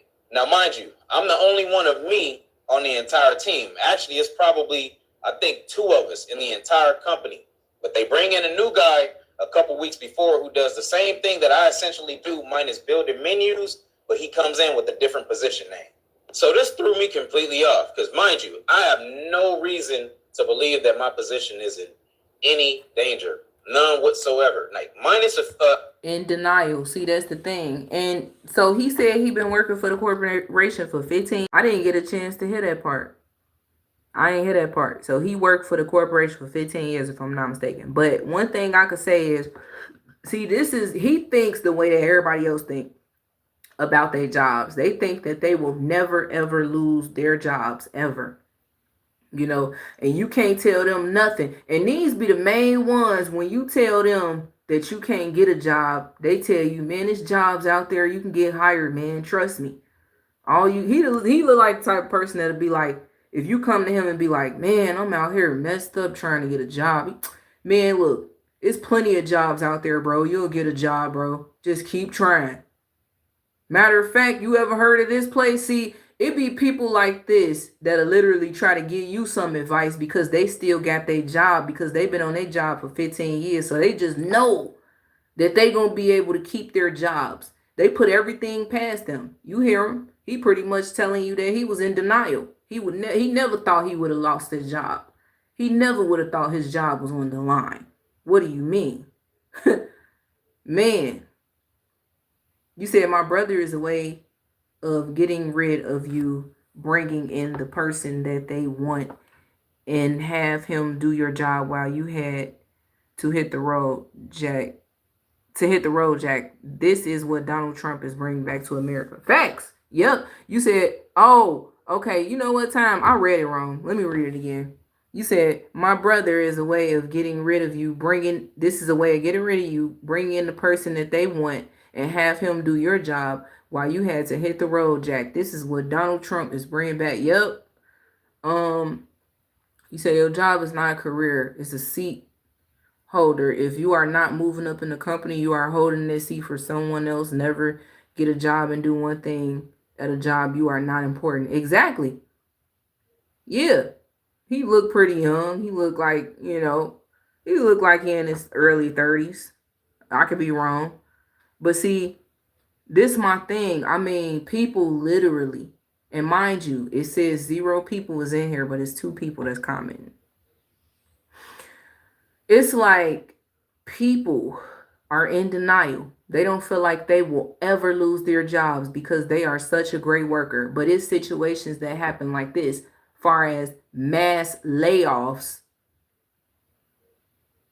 and y'all lose y'all minds. And the first thing y'all do is, let me come to the internet and talk about it. I mean, man. A little bit of coldness, the past, I would say like year for my CIO, but as far as like my other team members, everything was straight for the most part. Like I looked at them guys as my brothers, so I even worked on my cousin's funeral day 2 days before because I didn't want to take bereavement time. Now, of course, I still ended up going to my cousin's funeral, but that's how dedicated I was to the team. I didn't ask for bereavement time. I literally worked, jumped in our everyday Monday meeting, and then I cut out for the funeral a couple hours after and was even checking in on work throughout that day. So when I tell y'all that this layoff completely came out of left field, I was bamboozled when I got called into that meeting. There was no empathy in the meeting at all, none whatsoever. It was pretty much from him just, hey, you know what? This is a financial decision.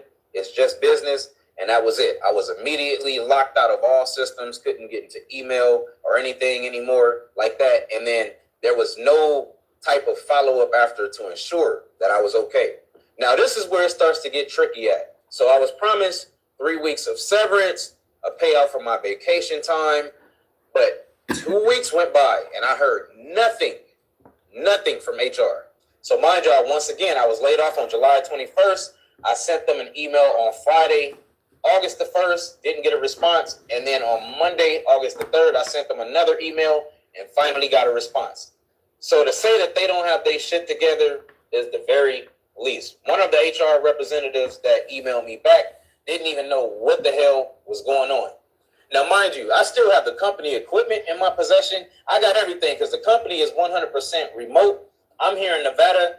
I didn't get anything. Now, also, the way that I was paid out. So when you get laid off, I'm pretty sure, based on whatever state you're in, I'm in Nevada, that you're supposed to be paid out at a particular time. So the week that I worked before, I got paid out like the following week as if I was a regular employee. And then for that Monday that I worked, the day that I was laid off, I got paid for that Monday the week after. So I didn't essentially get a last check. I didn't get paid out for my PTO. Mind you, today is what? August the 12th? I still haven't been paid. Now, I'm telling my story because I've been on a whirlwind trying to find the right attorney to help me out. Now, I did speak with one who read over the severance agreement and determined that the severance agreement was kind of fair, but he just couldn't understand why the Virginia statutory laws were on the paperwork when I live in the state of Nevada. Now, let me backtrack a little bit so I can finish telling the story. So last week when I sent out that second email on August 3rd, I finally got a response. Now, they ended up sending me out a severance agreement that wasn't right.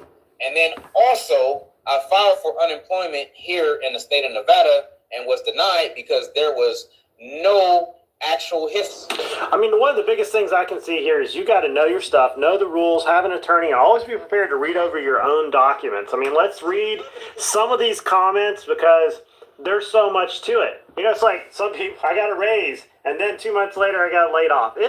Okay, so look, I don't want to keep this video going too much longer because I got other videos that I want to go to.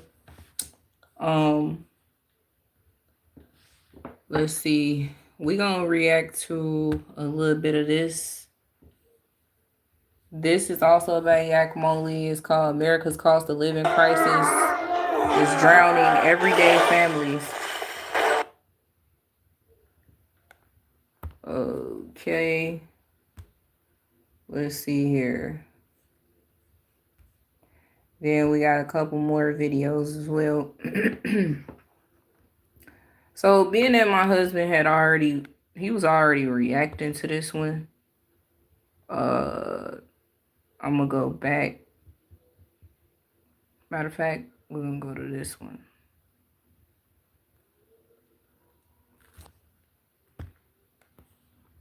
Living is so much higher. I sold my home for $85,000 in the mid. 80 or 90 bucks. So you can tell exactly how much everything off of that has gone up. It's crazy.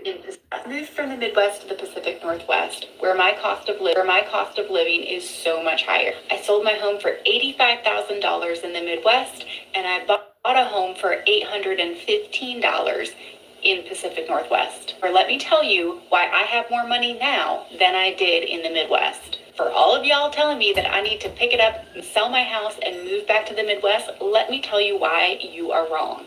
I made $39,000 in Illinois. I made $217,000 as a nurse last year in Portland, Oregon. My average gross income was $3,250.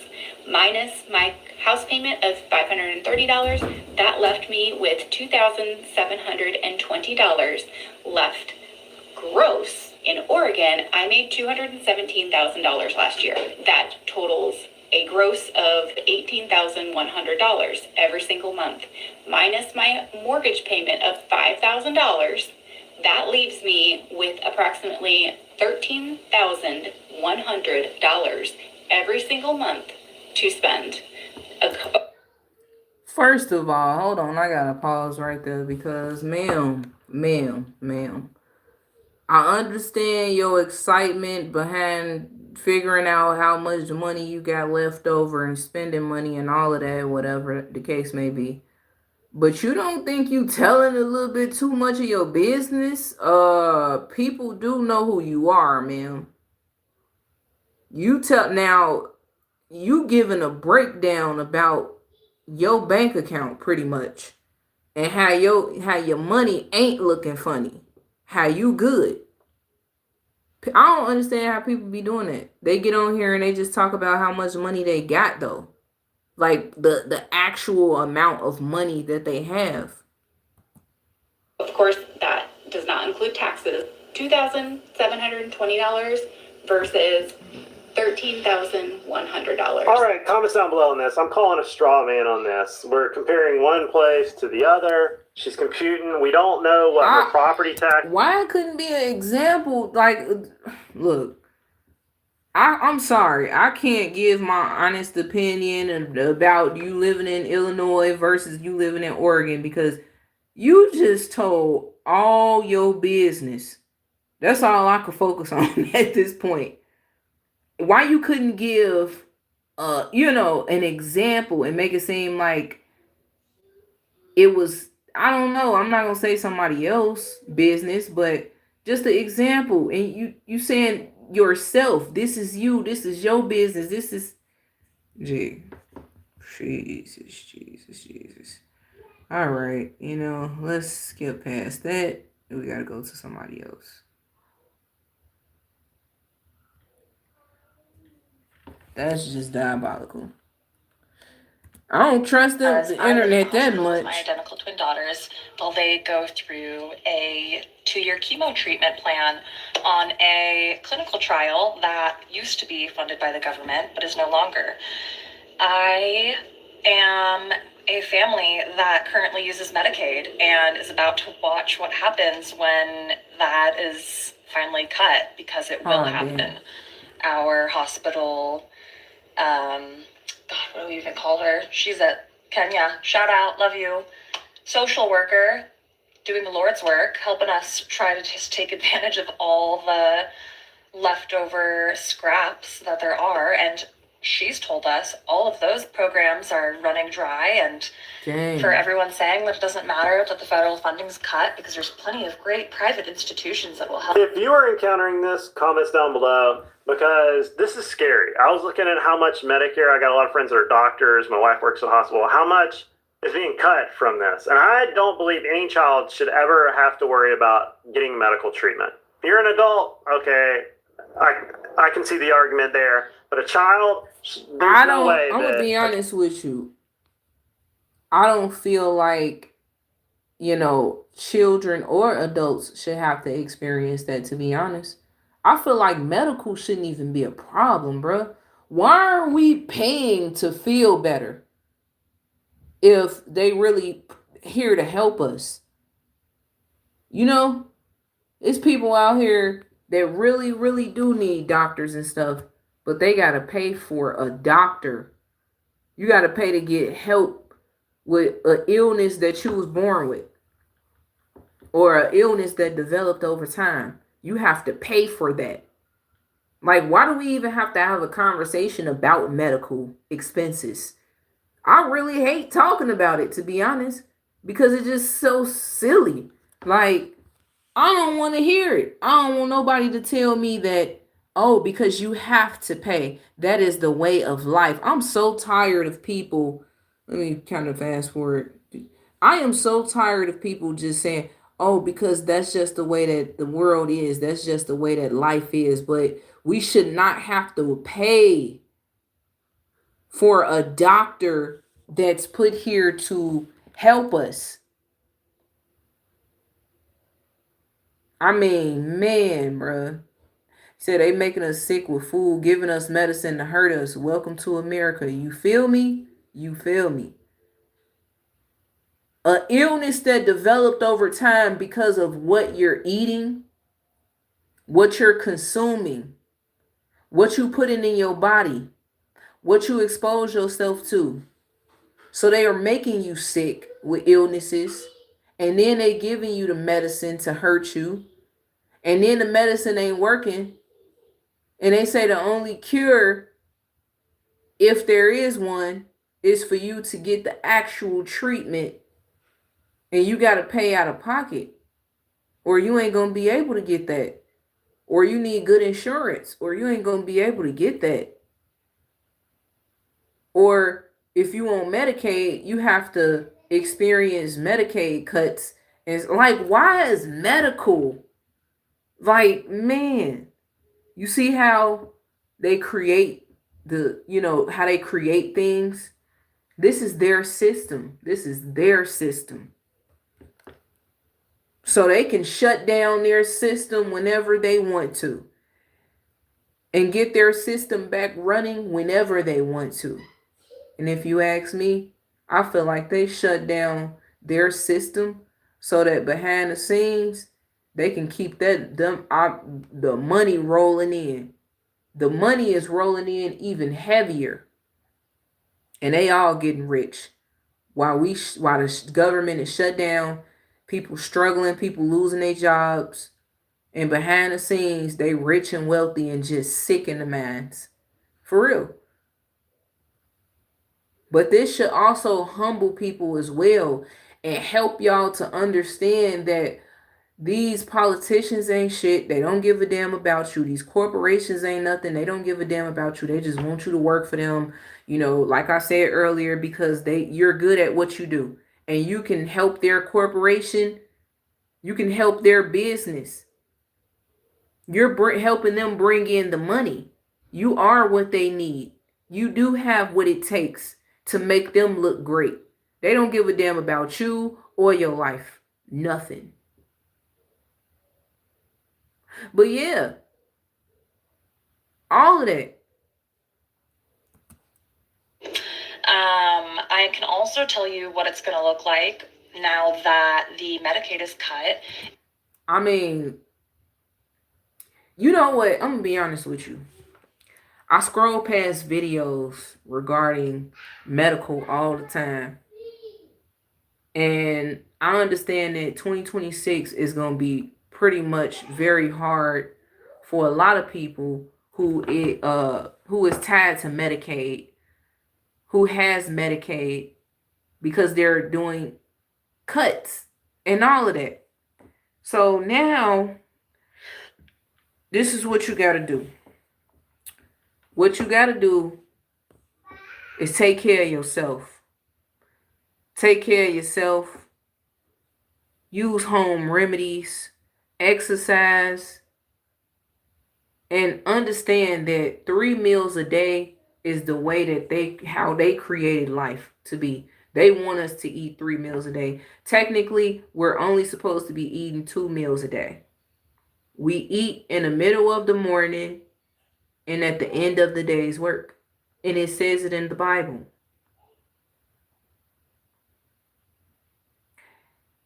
And people, they feel like they need all this food in their crib because they got to eat 3 meals a day. That's man-made. But make sure you get some first aid kits, a lot of them. Make sure you got all of the first aid things in your home because this is what they doing. Now, mind you, this woman has 2 identical twin girls that are both going to chemo, but the Medicaid that she has is getting cuts made to it and is not able to cover the chemo anymore. And she said there's a social worker in the hospital that has done everything that she can to help.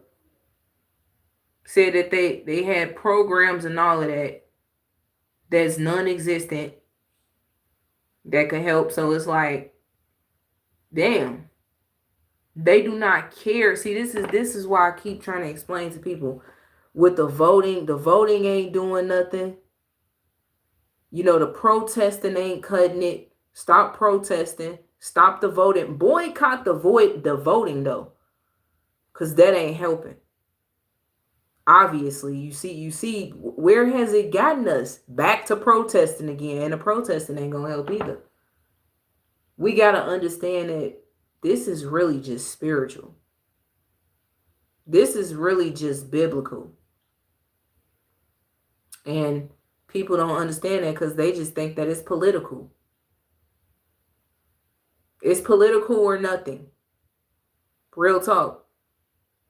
Yes, the politicians doing what they do, but it's evil though. Real talk. It's people out here about to really suffer in 2026. As a matter of fact, the end of 2025, I feel like is going to be a real disaster, bro, to America. Let me turn the camera around when I say it. See, a lot of people would believe that, oh, you're just being negative. You know what I'm saying? Or you talking negative. But I'm going to be honest with you. I'm only talking about what I feel and what I see. And from the way how this is looking, what I see is this whole thing is about to turn chaotic.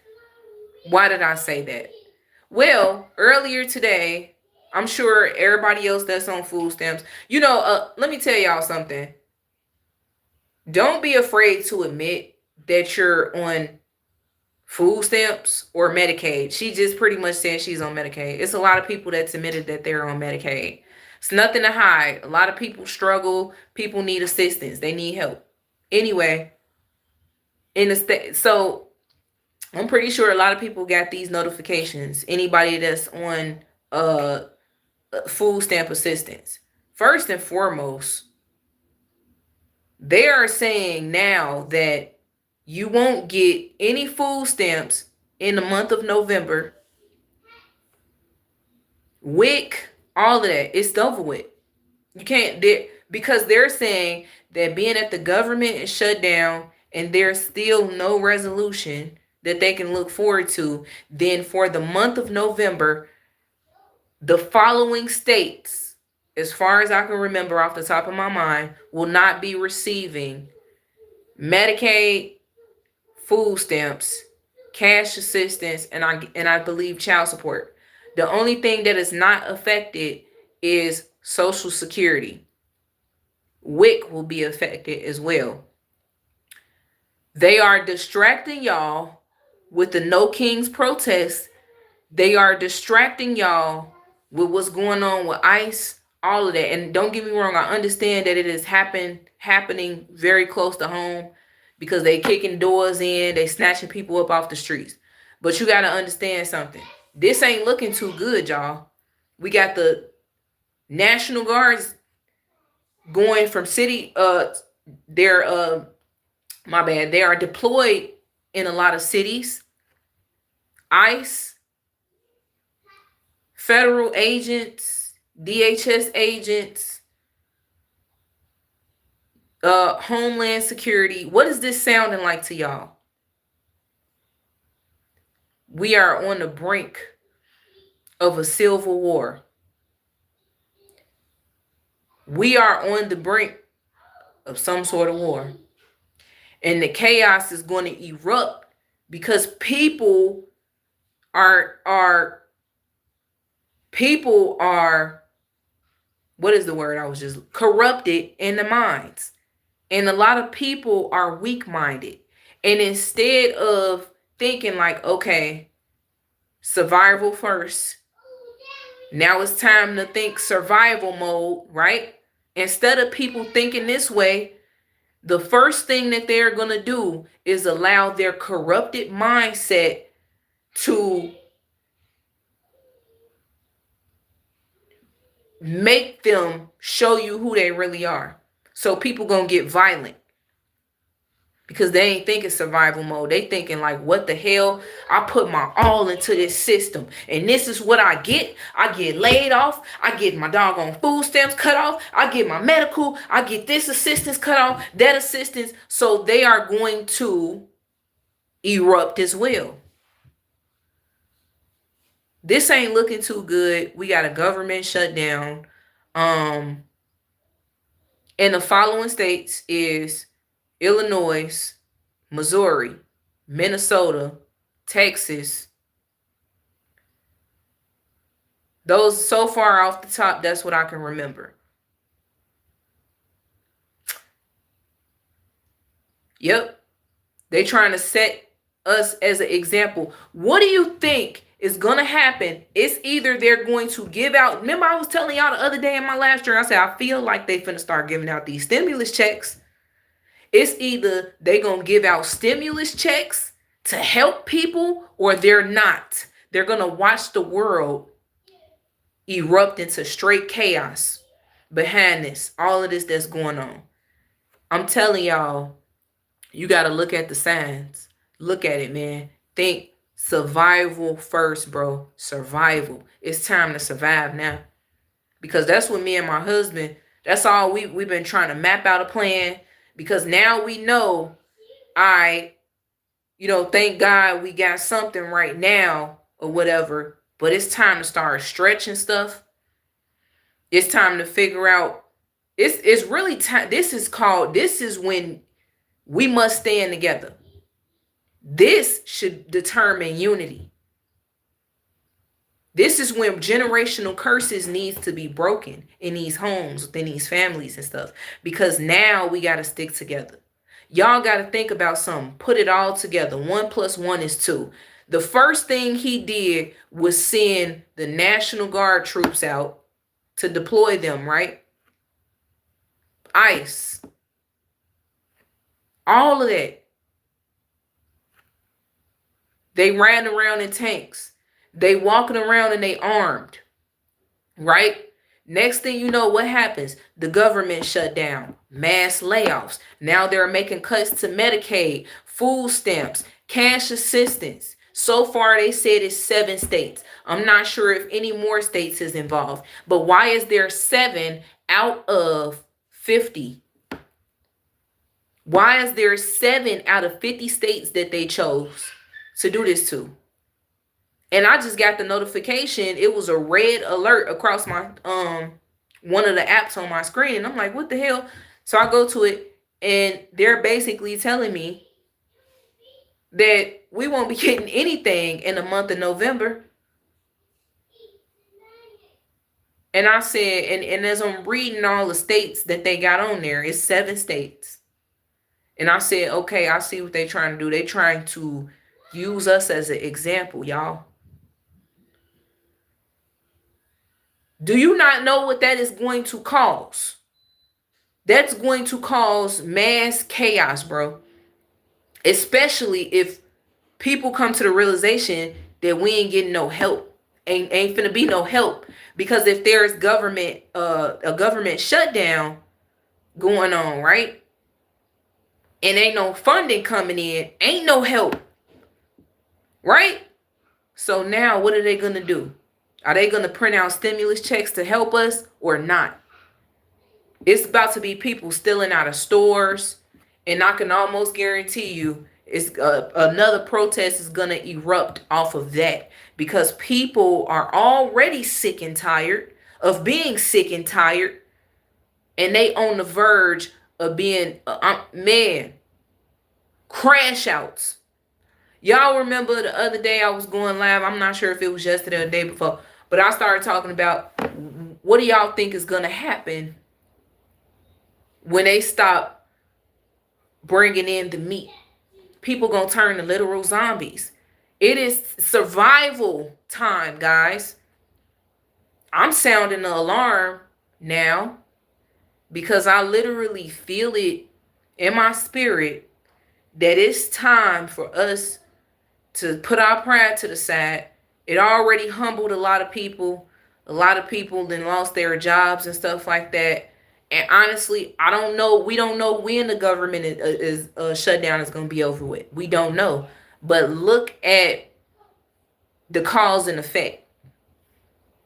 Look at how many households it is affecting across the map. Y'all, it's time to put your pride away. Put your pride in your pocket. And it's survival time at this point. Being that they're making all these cuts, a lot of people they're not gonna get food assistance. A lot of food pantries probably ain't even gonna be able to do the food pantry thing. You know? You said everybody ain't gonna be humble and let God guide them. I'm sure stimulus checks on the way soon. Man. Because they already got stimulus checks going in the state of New York from what I see in the articles. I'm not sure how 100% that is, but they already have stimulus checks going on in the state of New York from what I have seen from an article. I could be wrong, okay? The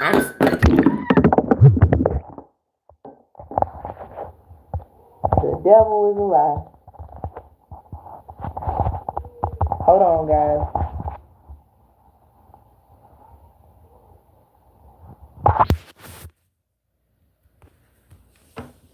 Okay. All right, husband. I need you for a second. I just spilled something on the table. Because the devil is busy. It's all on the laptop and everything. I need the rag. It's an emergency, guys. I just spilled coffee and stuff all on my phone. Hopefully y'all can still hear me. Hopefully y'all can still hear me. Yeah. Look at that. During the live stream, though. Can you still hear me?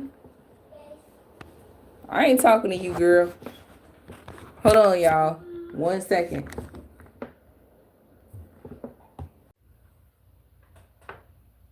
That's how you know that flat that's in here that I've been trying to get is so demonic, because I literally just swatted at the fly. And soon as I swatted at him, I swatted at my drink, and it falls right on the table, all over the table, all on my phone, all on the laptop. But that is not about to stop us, guys. We are going to keep going, because I'm cleaning up this mess right now. Yep, I'm still motivated. Ain't nothing gonna stop me. Devil is alive. Real talk.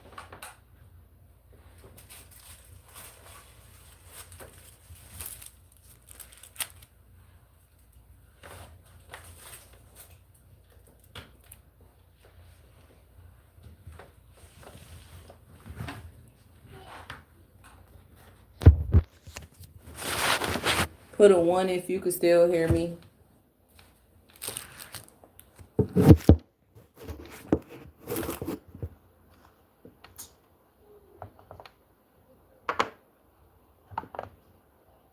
Put a 1 if you still here overall, though. Cause I'm still here. I don't care. I wasted the coffee. Good thing. Wait, let me make sure. Okay, you can hear me good. Okay, cause I done wasted the doggone coffee. I'm so sick of this damn fly. I wasted the coffee like on my phone, at the bottom where the speaker part is.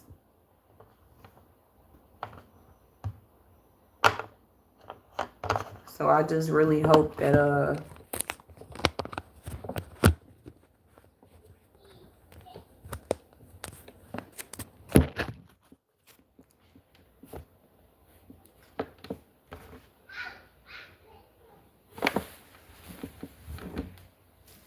we got this towel right here.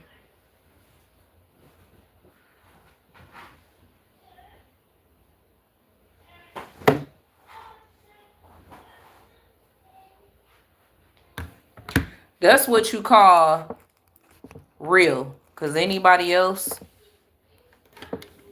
they probably would have ended the stream. Because I'm still finna go. Still going. Nothing's gonna stop that. Yeah. You know, it's time for us to come together. You said you haven't seen. Yeah. So it's time for us to come together, man. I'm sounding the alarm because I feel like it's gonna be chaotic, and it could happen little by little by little.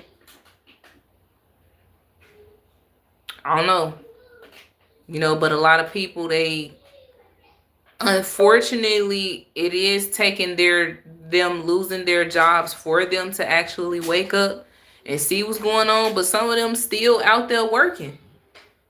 Real talk.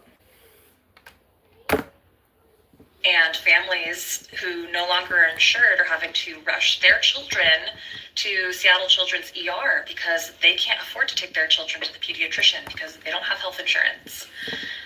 So while all of us are already suffering, you in your privilege might think that none of this is going to affect you, but even with your private insurance, in times of crisis, you're going to have to show up to the emergency department. And when they're flooded with families who used to rely on Medicaid and now have to use the ER as their common pediatrician, you are going to be experiencing healthcare professionals that are drowning in patients who they are not equipped financially to take care of, because what happens is when the insurance can no longer be billed, the hospital is billing, and these families don't have the money to pay the hospital. So now the hospital is just out money, and the hospital.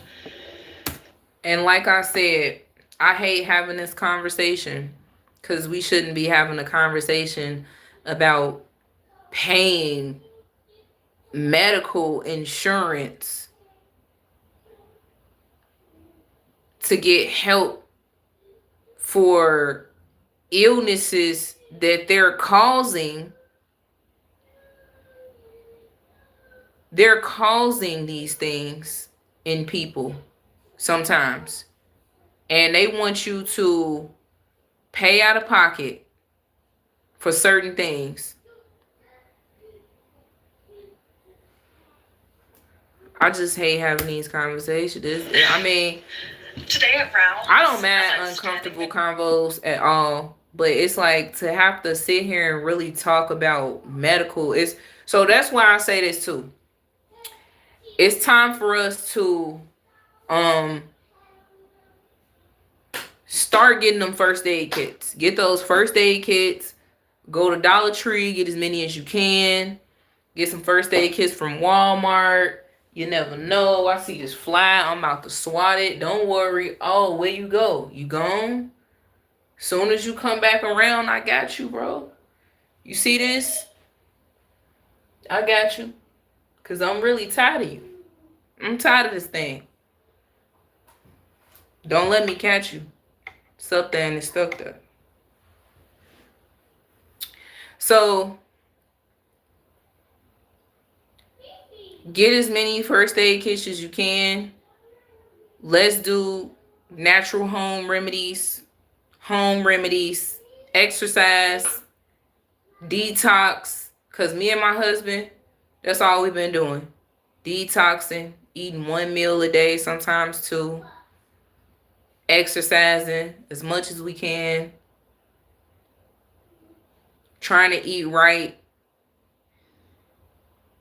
you know, man, look, that's all it's about at this point.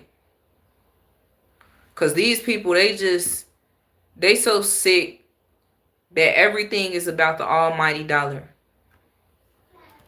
They're in the hospital with my daughters going over the reports of their health with the doctors.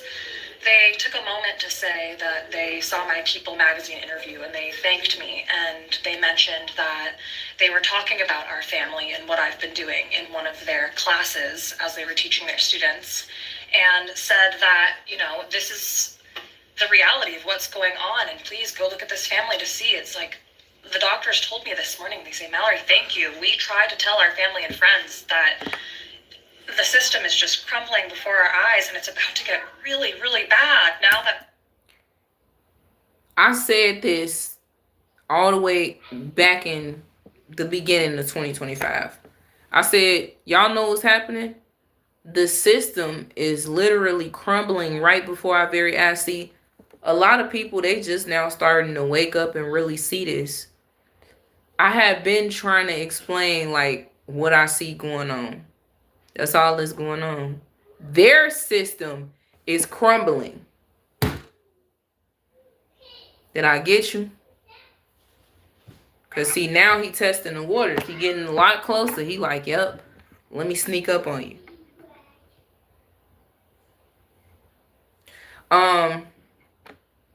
You know what? That fly is distracting me, and it's not going to keep distracting me either. Yeah, their system is crumbling. You know, their system is shut down, and they can get the system going back again whenever they feel like it. But they're going to keep getting paid at the same time while everybody else just suffers and watch the system crumble. The reason why the system is crumbling, guys, is because they have an agenda. Agenda 2030. The beast system. They're trying to create a new system. I had to get you this time. Sorry. Said I wasn't going to pay it no attention, but it got a little bit closer to me. So yeah, that's the thing. It's nothing is ever going to stay the same. Real talk. They're changing everything because they are about to create a new way of life, right? They are going to start over. It's going to be a great reset. That's all it is. It's just a great reset. And they already smacked the reset button.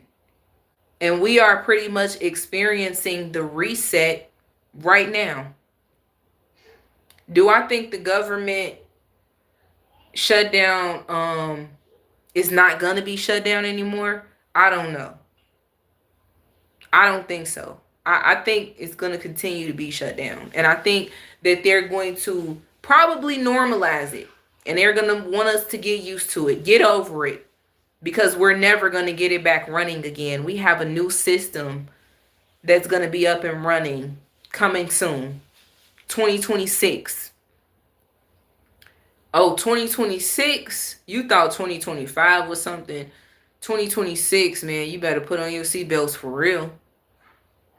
You better tighten up those seatbelts.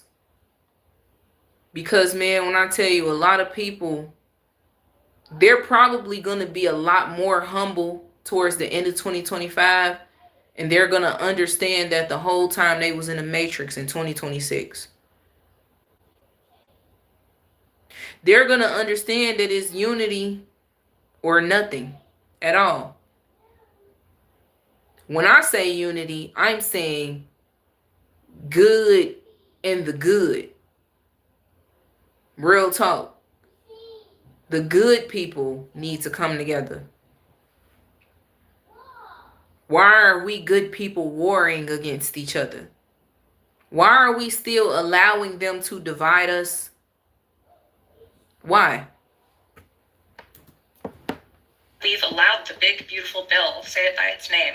The big beautiful bill has stripped away Medicaid, defunded SNAP, cut children's cancer research dollars. I mean, I just found out this morning that patients in Canada that used to be able to be a part of U.S. clinical cancer trials were just told they can no longer be a part of the trial because of the funding cuts that have happened. Comment down below if you know a lot about this. I personally think hospitals are going to eat a lot of stuff now. And they were doing it before. That's enough of reacting to that. But I just want to say this.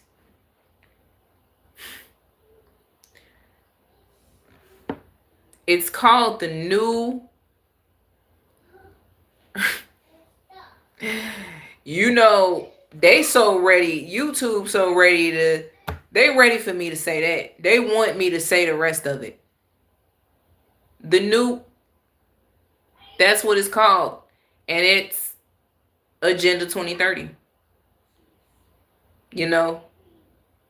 And all they doing is just showing us, like she said, right in our faces. That's all it is. Yeah. New World Order. You already know. I think I had already said it anyway towards the beginning, to be honest. It is what it is. New World Order.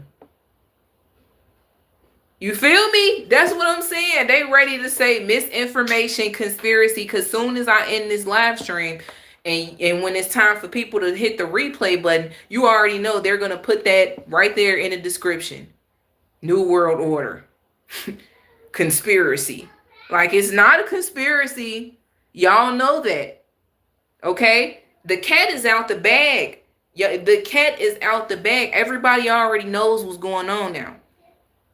All of those conspiracies ain't conspiracies no more, guys. It's real. It's really happening. Now what we're going to do is we're going to go and we're going to react to cuz see, look, they did it to Stephen Darby. Shout out to Stephen Darby, man. You know, RIP to Stephen Darby. He did a sermon on the New World Order 11 years ago, and YouTube was so thirsty to put it under his video, underneath the video, and say it's a conspiracy. It's a conspiracy. But, you know, it's not. It's the truth. They ready. They trust me. They don't have it up underneath this one. You know, my mom when you got dentures. Us and get us into entertainment and cause us to be. Let's go. Shout out to Stephen Darby. This man has taught me and my husband so much, and if it wasn't for him, if it wasn't for God allowing me to give it a shot and give Stephen Darby a try and listen to him, I wouldn't be the person that I am today. The first sermon that I heard from him 5 years ago changed my whole life, and it brought me right up out of the matrix. What's up, Mr. Carter? Welcome back to the live stream. Shout out to Stephen Darby, man. He literally, man, I'm telling you, this man is the real truth. Because you was raised on secular humanism and socialism. And, so the name of this live stream is New World Order. You know, he gave a real teaching on it. I ain't never in my life known a pastor to actually talk about the New World Order. I ain't never in my life known a pastor to have that much confidence to do what he did. A lot of pastors are scared to talk about stuff like this. So anyway, let me go ahead and let y'all see. Because you was raised on secular humanism and socialism, and you know, man is inherently good, and we were not taught spiritual things. We don't understand the spirit world. We don't understand there's a real devil. There's a guy named Satan. This was Lucifer, and he has people in this earth that are doing his will for him. Take his ringing out of this mic. Do something. Take this ring. It's ringing. Amen. So because we're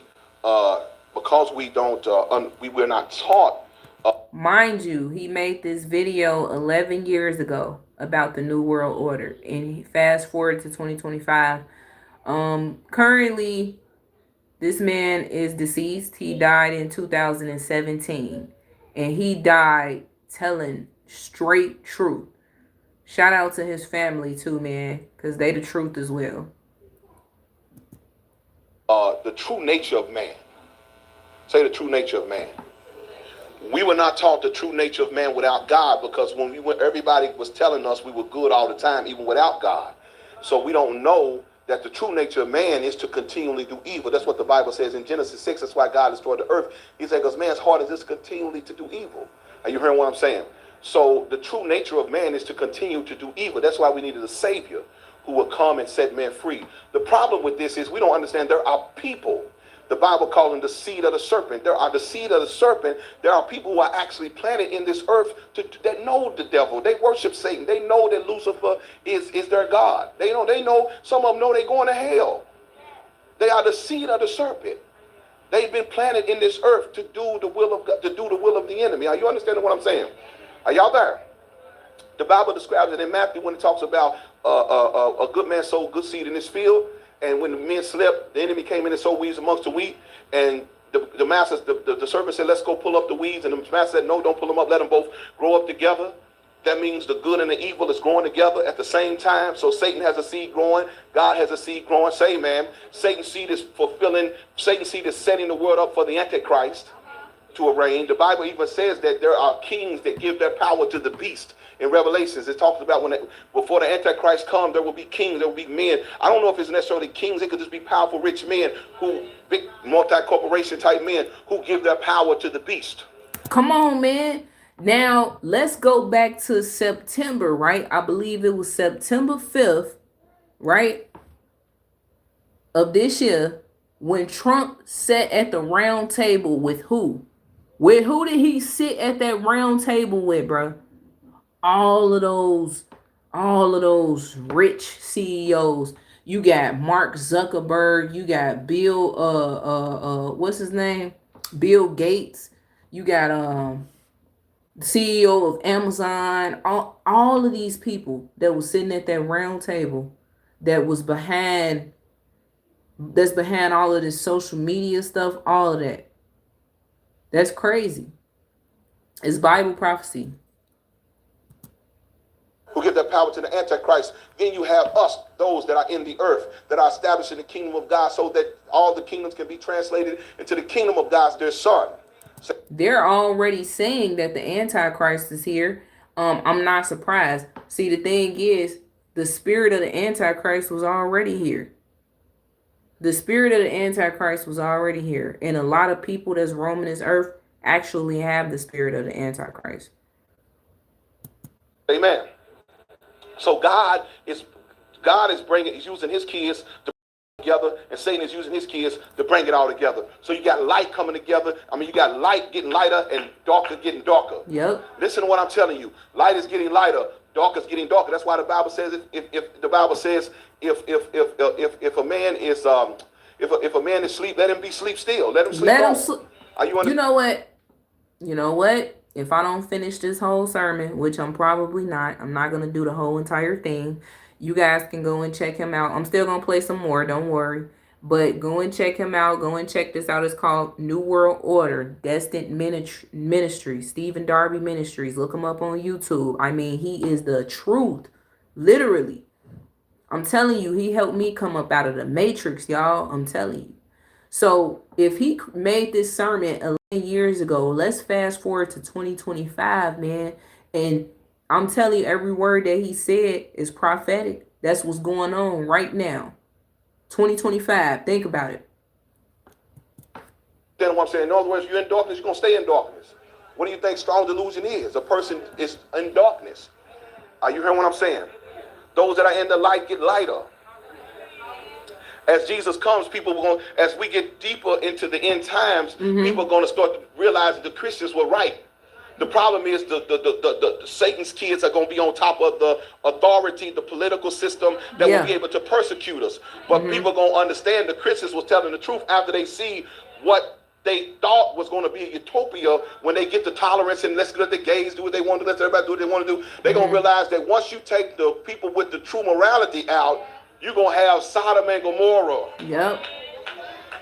Where men gonna rape you in the bathrooms, and you know, even if you really understood, I got time to go into this. Come on. So when you really understand this, I told you all before, this has nothing to do with rights and has nothing to do with love and people loving each other. It has to do with destroying the law of God. Yep. Are you hearing what I'm saying? Yep. That's all it is. They just want to recreate life. That's all it is, y'all. It's the system. He also did a video on the system. Man, y'all gotta check him out. I'm telling you. Okay, I'm not gonna go too deep in there because I got some slides. I want to get pretty far. I want to give you some information. Okay, so the conspiracy is so big that people can't believe it. When they hear it, it's like, no, it can't be, because why would they do that? Don't people love? People are good. Yep. And this is what happened to us, where we have been conditioned. Yep. Come on, say it. Not know evil. Yep. To not know evil. Everybody's so political. They're so political that they just believe that it's all political. Ain't no such thing as evil. Evil. There's no such thing. We're conditioned to not understand evil. Evil's now fun. Evil oh my God. 11 years ago. He say evil is now fun. Look at the times we in now. You got kids out here killing kids. Evil is fun. Kids out here brutally harming other kids and raping other kids. Did y'all see that in the news about that 9 and that 10-year-old boy and girl that was charged with all them crimes to that other little girl who was 5 years old? They brutally beat her. They beat her unconscious, and then they took her to a forest and pulled down her pants and did things to her. And she had to get rushed to the ER. Her mom came there and didn't even recognize her own daughter because her daughter was so brutally beaten by a 9 and a 10-year-old. Children are becoming evil. And they think that evil is fun. You want to know why? Because it's the parents' fault. Don't get me started. Evil's now good. Witchcraft is now play. Are y'all understanding what I'm saying? Sex is free. Yep. No consequences to it. Are you understanding what I'm saying? Evil is now good. The Bible says in the last day they're going to call wrong right and right wrong. Lucifer really is now good to people. Yep. They may not call him Lucifer, but they follow his ways. They may not think they worshiping Satan, but they worship his ways. So right is wrong and wrong is right. Yes, so we got sir. to be living in the last days. Are y'all Yes, sir. what I'm saying? We in the last days. Are y'all there? Yes, we there. So hey, shout out to Stephen Darby. RIP to Stephen Darby. One thing he always say during his sermons, when he trying to get the people to hear him, he say, "Are y'all there? Are y'all there?" Because people be saying that they hear you, but they really don't hear you. They ain't really, man, look, they too conditioned. So that's why he be like, "Are y'all there?" Let me give you a little bit here.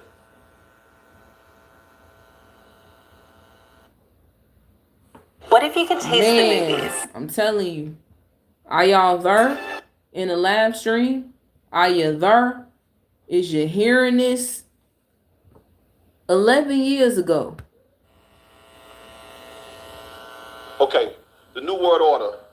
The New World Order is being erected, and it's the biggest threat humanity has ever faced. Now, you say, what is the New World Order? Well, if you turn the back of your $1 bill over, you will find that this thing was ingrained in the foundation of America. Now, I want to give y'all some little I want to let y'all know he also spoke on the Hollywood music industry. I mean, exposed everything. Y'all got to go check him out. He exposed everything before he left this earth. And I appreciate this man. Real talk. Because if it wasn't for a God-fearing man like him right here, man, he would not have led the masses out of the Matrix. Pulled them out. Yeah, Sleepy, he talked about a lot of things, man. He talked about Hollywood, the music industry, all of that.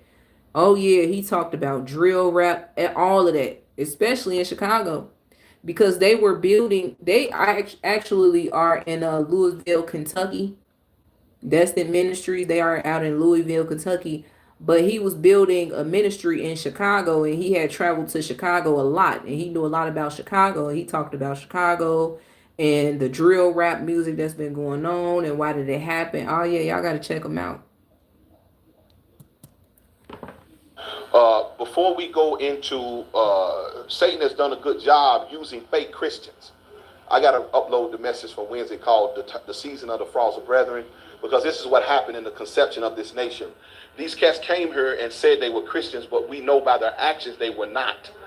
None of them founding fathers were Christians. They are liars. You hear what I'm saying? George Washington was a Freemason. We know that for a fact. You hear what I'm saying?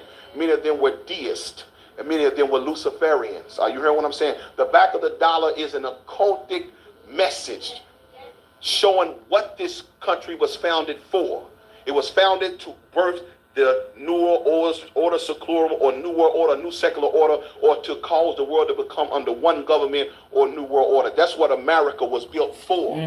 That's the reason why these cats, these Christians, and mainly, to be honest, these white theologians try to say these four founding fathers was Christian, but they never mentioned Jesus in the Constitution or Declaration. They never mentioned Jesus. They never mentioned the Holy Spirit. They talk about providence, and they talk about, this deity or creator, which could be anybody that if you don't call his real name. We know they were not Christian because they owned slaves. So you can't be a Christian and treat, not just that they own slaves. That's the first lady. Shout out to the first lady that y'all just seen on screen. Wasn't necessarily wrong if you read the book of Philemon in the New Testament, when Paul was telling Onesimus how to treat, he was telling Philemon how to treat Onesimus. Like, you treat him like a brother. If you do have a servant, you treat the servant like a brother. So they couldn't have been Christian because they treated us worse than animals. So they couldn't have been Christians. Are you understanding what I'm saying? Now, they throw that junk up all the time, but they ain't going to pull that small time stuff on me. I have studied that. Are y'all hearing what I'm saying? And all our life, we've been told these founding fathers was Christians and they was righteous and they all of this stuff, but in reality, they was. That's why when you study Washington, D.C., the streets are laid out with occultic symbols. Every one of the Washington, D.C. streets is laid out with occultic symbols. They was creating Babylon. That's why we have the Pentagon, the greatest witchcraft symbol. That five-pointed star is the Pentagon, which is where the Pentagon has killed and murdered more people anywhere in the world. They are the arm of the beast. The Bible says that the Antichrist will be about military might. What? Hold on. Hold on. You hear that? Hold on. Y'all hear that? Now, I just want to let y'all know, it's been a very long time since I seen this video. But me and my husband watched this video 3 times in the past. And I don't remember everything word from word. But I'm going to be honest with you. I could just feel it in my spirit, though. I feel like, something big and chaotic is going to jump off. Because come on, man. He deployed the National Guards and stated that he's trying to clean up crime, bruh.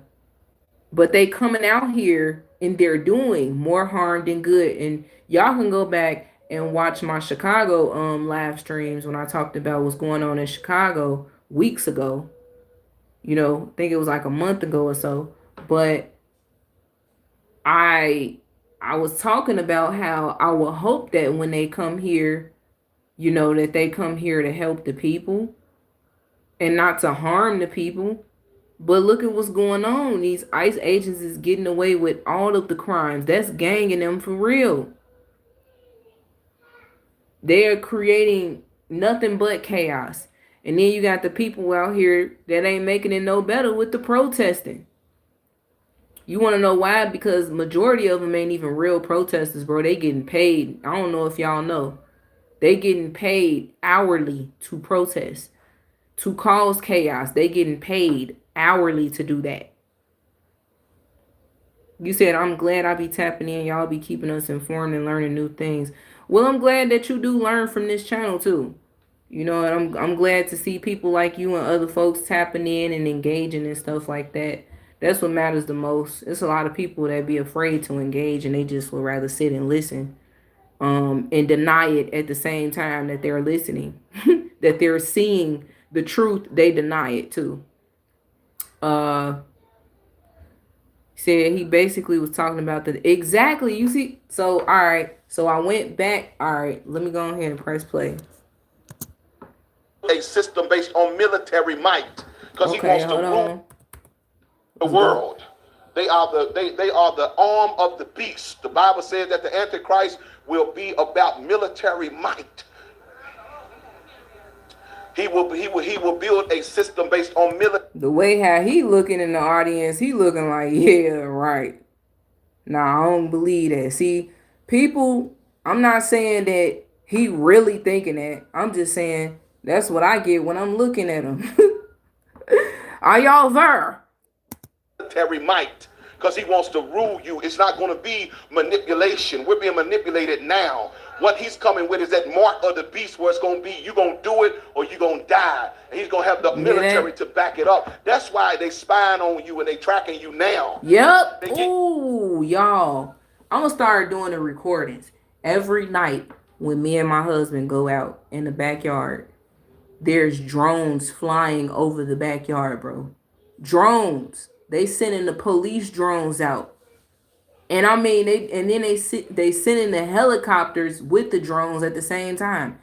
And I know they be zooming in on our faces. That's why I be trying to put my head down as soon as I see the drones. I'm like, baby, put your head down. But shit, I heard a long time ago, y'all go shout out to one of the content creators I follow, JWTV, who had exposed a long time ago that they are going to use 6G.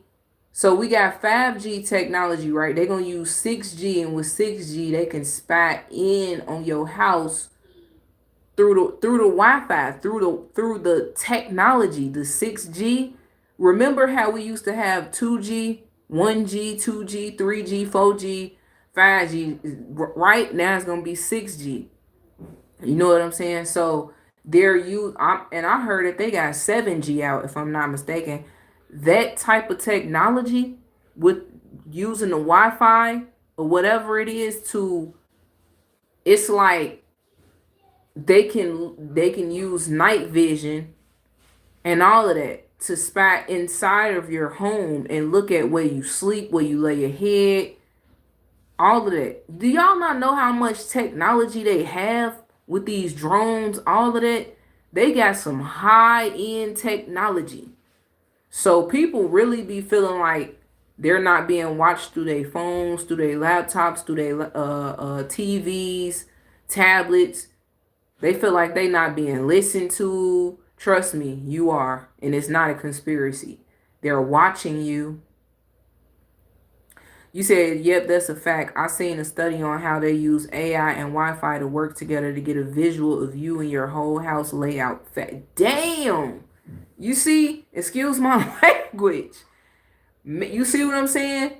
Shout out to JW though too. Because I learned about that some years ago. When he started talking about it and bringing up the facts, he started showing the articles and all that. And I'm like, dang, so they literally are using 6G AI tech and Wi-Fi to, like you said, get a visual of you and your whole house, because you want to know why.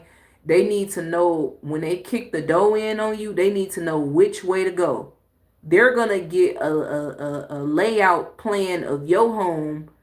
You think you got it all together the whole time. They got it all together. They got the whole map of your crib. They know where the front door at and the exit is too. They know where all your windows at. They know the whole setup. You paying for a house that they can spy on you in. Ain't that crazy? You see how sick this system is? That's why it's just about living at this point. Just live your life. Just live, but live right. Just live right, man. Because at this point, it ain't even about nothing. You clearly y'all see that the system they're gonna do whatever it is that they want to do to us. Or try to do. Because no weapon formed against us should prosper, to be honest. Yeah, they watch it. Look, they already have a documentary on how the years to come, 2026, 2027, everything is going to be AI, everything. I'm telling you, they're going to have cameras everywhere. It's going to be a surveillance world. You're going to be watching your every move, watching you. They are already doing it right now. Soon as you come out the house, it's a camera, right? And they try to say, oh, it's a police camera. Or it's a camera for, for the streets, just in case so they can catch a crime. No, they watching you. And if you see those purple lights in the purple street lights, oh yeah. All of that. Man, I'm telling you, they putting stuff inside the purple street lights. They're picking up on your skin to see if you jabbed up or not. Trust me, they know who the jabbed up ones are. All of that. This is surveillance world. They're watching us. They spying on us. And it's all about control and money. That's all. They coming out with more and more technology. Now they got a watch where you can get a watch and be online. They got glass where you're going to be online. They conditioning you to where they're going to put that thing in your body and it's just tracking you. Yep. This is the beast. The people that got jabbed up. Remember when we found out that the people that got jabbed up, it's a tracking device inside of that thing? Remember when people was able to stick magnets to their arm and stuff like that, like 3-4 years ago? Yeah, y'all forgot about that, didn't y'all? Remember when it was a trending thing? The people that got jabbed up, they was able to show how they are pretty much magnets, because you could stick a metal piece to their arm and it's gonna stick like a magnet. It's crazy. You said they finna try to put them chips in real soon. Yeah, come on, man. This is the type of timing that they own. Technology. It wasn't possible for the enemy to do this because technology needed to be increased. Like the book of Daniel says, shut up the book to the end until knowledge is increased. So the enemy couldn't do it. Daniel was about ready to reveal the Antichrist. If you were studying the book of Daniel, he was about ready to talk. And he said, and the angel said, no, don't write this right here. It's not time for y'all to understand this because you need more knowledge. Knowledge has to be increased. So now we have the knowledge we have enough knowledge for the Antichrist to actually track every man, woman, girl, boy. Say, man. So that's the New World Order. The New World Order is I'm going to get deeper into this, but I just want to give you, when you hear this term, I know we hear this term a lot. This term, basically, it's about, if you go back to before Genesis 6, the Bible talks about the Tower of Babel, and Nimrod was the first king, and Nimrod established Babylon. Babylon was that ancient occultic mystic religion where fallen angels had taught men to usurp the order of God and operate in power that was forbidden. That's what the occult is. When we talk about the occult, you're talking about hidden knowledge. In other words, stuff that God told man not to do, because to use this knowledge, you have to use devils.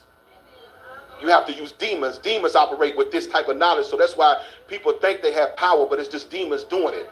That's why people watching all these movies and paranormal and doors are slamming and they trying to figure out why is these psychics right. Yeah, they telling you an accurate word, but it's by this path of devils. Are you understanding what I'm saying? And if you get into that, you're going to have to worship that devil with a drink offering, blood offering, some type of something. You're going to have to do sex offering. This is why the Bible talks about that God said he hates that prophetess Jezebel because she teaches my children sexual immorality and to eat things sacrificed to idols. So idols, the Bible Paul said, are demons. So in order to operate in the occult knowledge, you have to sacrifice to demons. You have to worship demons in some form. And to worship demons is through food, through money, through sex, through some type of evil, through blood sacrifices. And this is why the occult is always about. If you understand anything about roots and voodoo, you know they always cutting chickens and using blood because that's a sacrifice to a demon. They invoking demons to carry out a plan. The devil makes them think they in control, but really it's the demon motivating them to do it. I ain't got time to go into that. Are y'all there? So the New World Order is there's an elite group, amen, that really truly runs the world. I'm going to get into it. All right. Come on, man. I got This something man to is chill, Jack. literally exposing. I go the other way. Don't own no copyright songs. Yeah, they are. Man, let's fast forward to 2025 though. This is exactly what's going on right now. Everything that he talking about is so relevant right now. So relevant. And worst of all, putting my health in danger. The agenda is orchestrated by a power elite that thinks it has divine rights to commandeer total control of our lives. In other words, there are families that the richest families, you never hear about them because they own all the media. So they're not going to report on themselves. And these are the families that you seldom hear about, but they are the ones behind the banks. They are the ones behind the Federal Reserve systems. Amen. In other words, they own your money. If they anybody own your money, they own you, because debt, the Bible says, if you, the borrower will be slave to the lender. So this is the reason why they get over the money system. They could care less about anything else. They know if I got you in debt, I own you. Are y'all there? Let's go here. It is a menace to each and every one of us individually. It is a danger to our family, our way of life, and our children's future. Now, who are the power elites? Who are the power elites? Now, what I'm going to show you is, I want you to study some of this out for yourself. Now, these are the power elites. The Council on Foreign Relations, the CFR, the Trilateral Commission, the Royal Institute of Internal Affairs, the Club of Rome, the Bilderberg Group, and the United Nations. These are the elite that are running the world. Ain't got nothing to do with no presidents. Has nothing to do with a president of no country, because these elites run everything through multinational corporations. In other words, they buy. That's why you just see how Comcast just bought Time Warner. You like everything's merging because they buy. That's how they control you. They control you like GE owns a whole lot more than what you think GE owns. Because come on, man, look at how Metro PCS partnered with T-Mobile. Y'all, I seen a funny episode on South Park when they combined Applebee's and Denny's. And I said, man, I wouldn't be surprised if they do that for real. Start just combining restaurants and stuff. Like, it's just so weird what they doing. But like he said, it's all a control thing. They just trying to control you.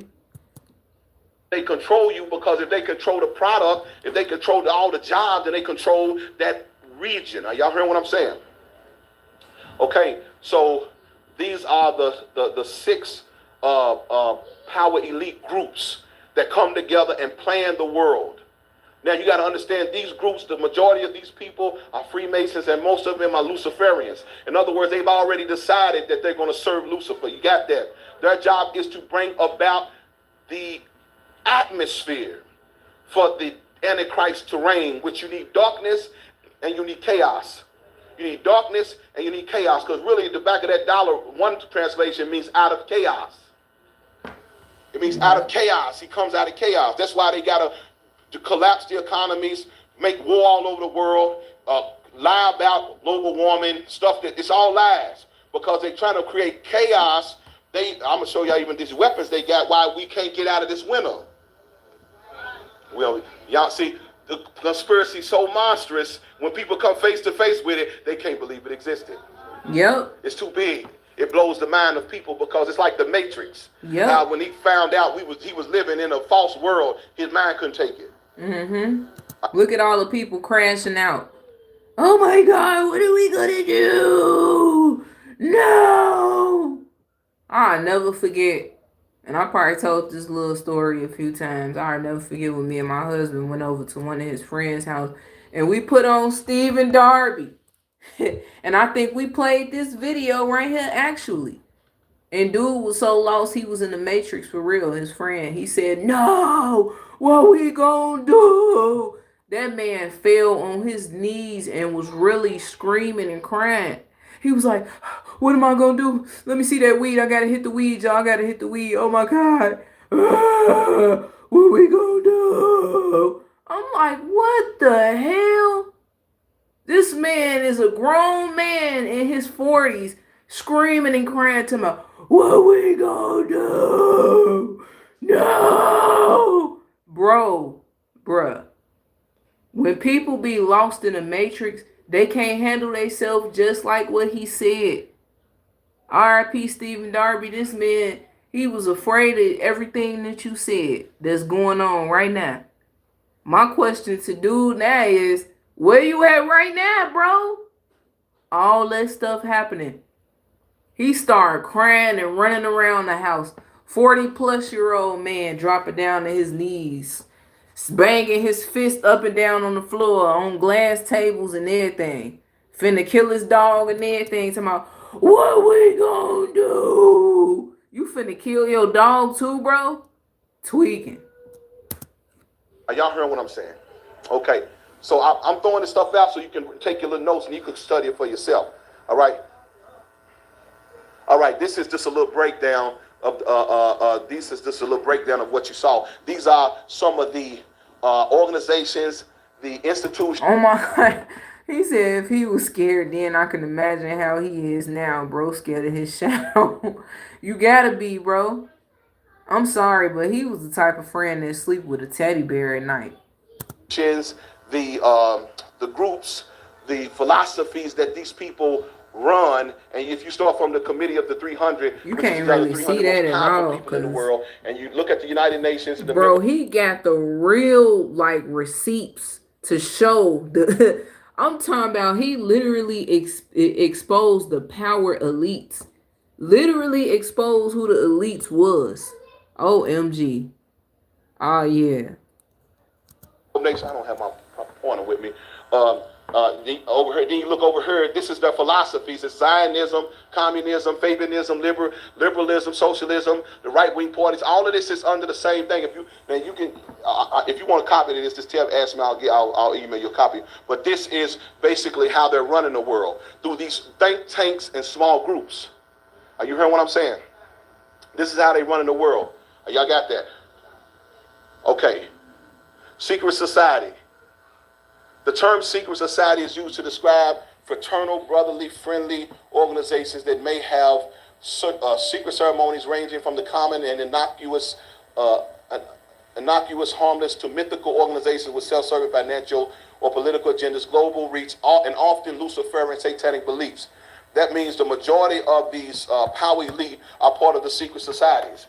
Okay, now most of these secret societies, they seem harmless. We elect presidents, but they're part of the secret society.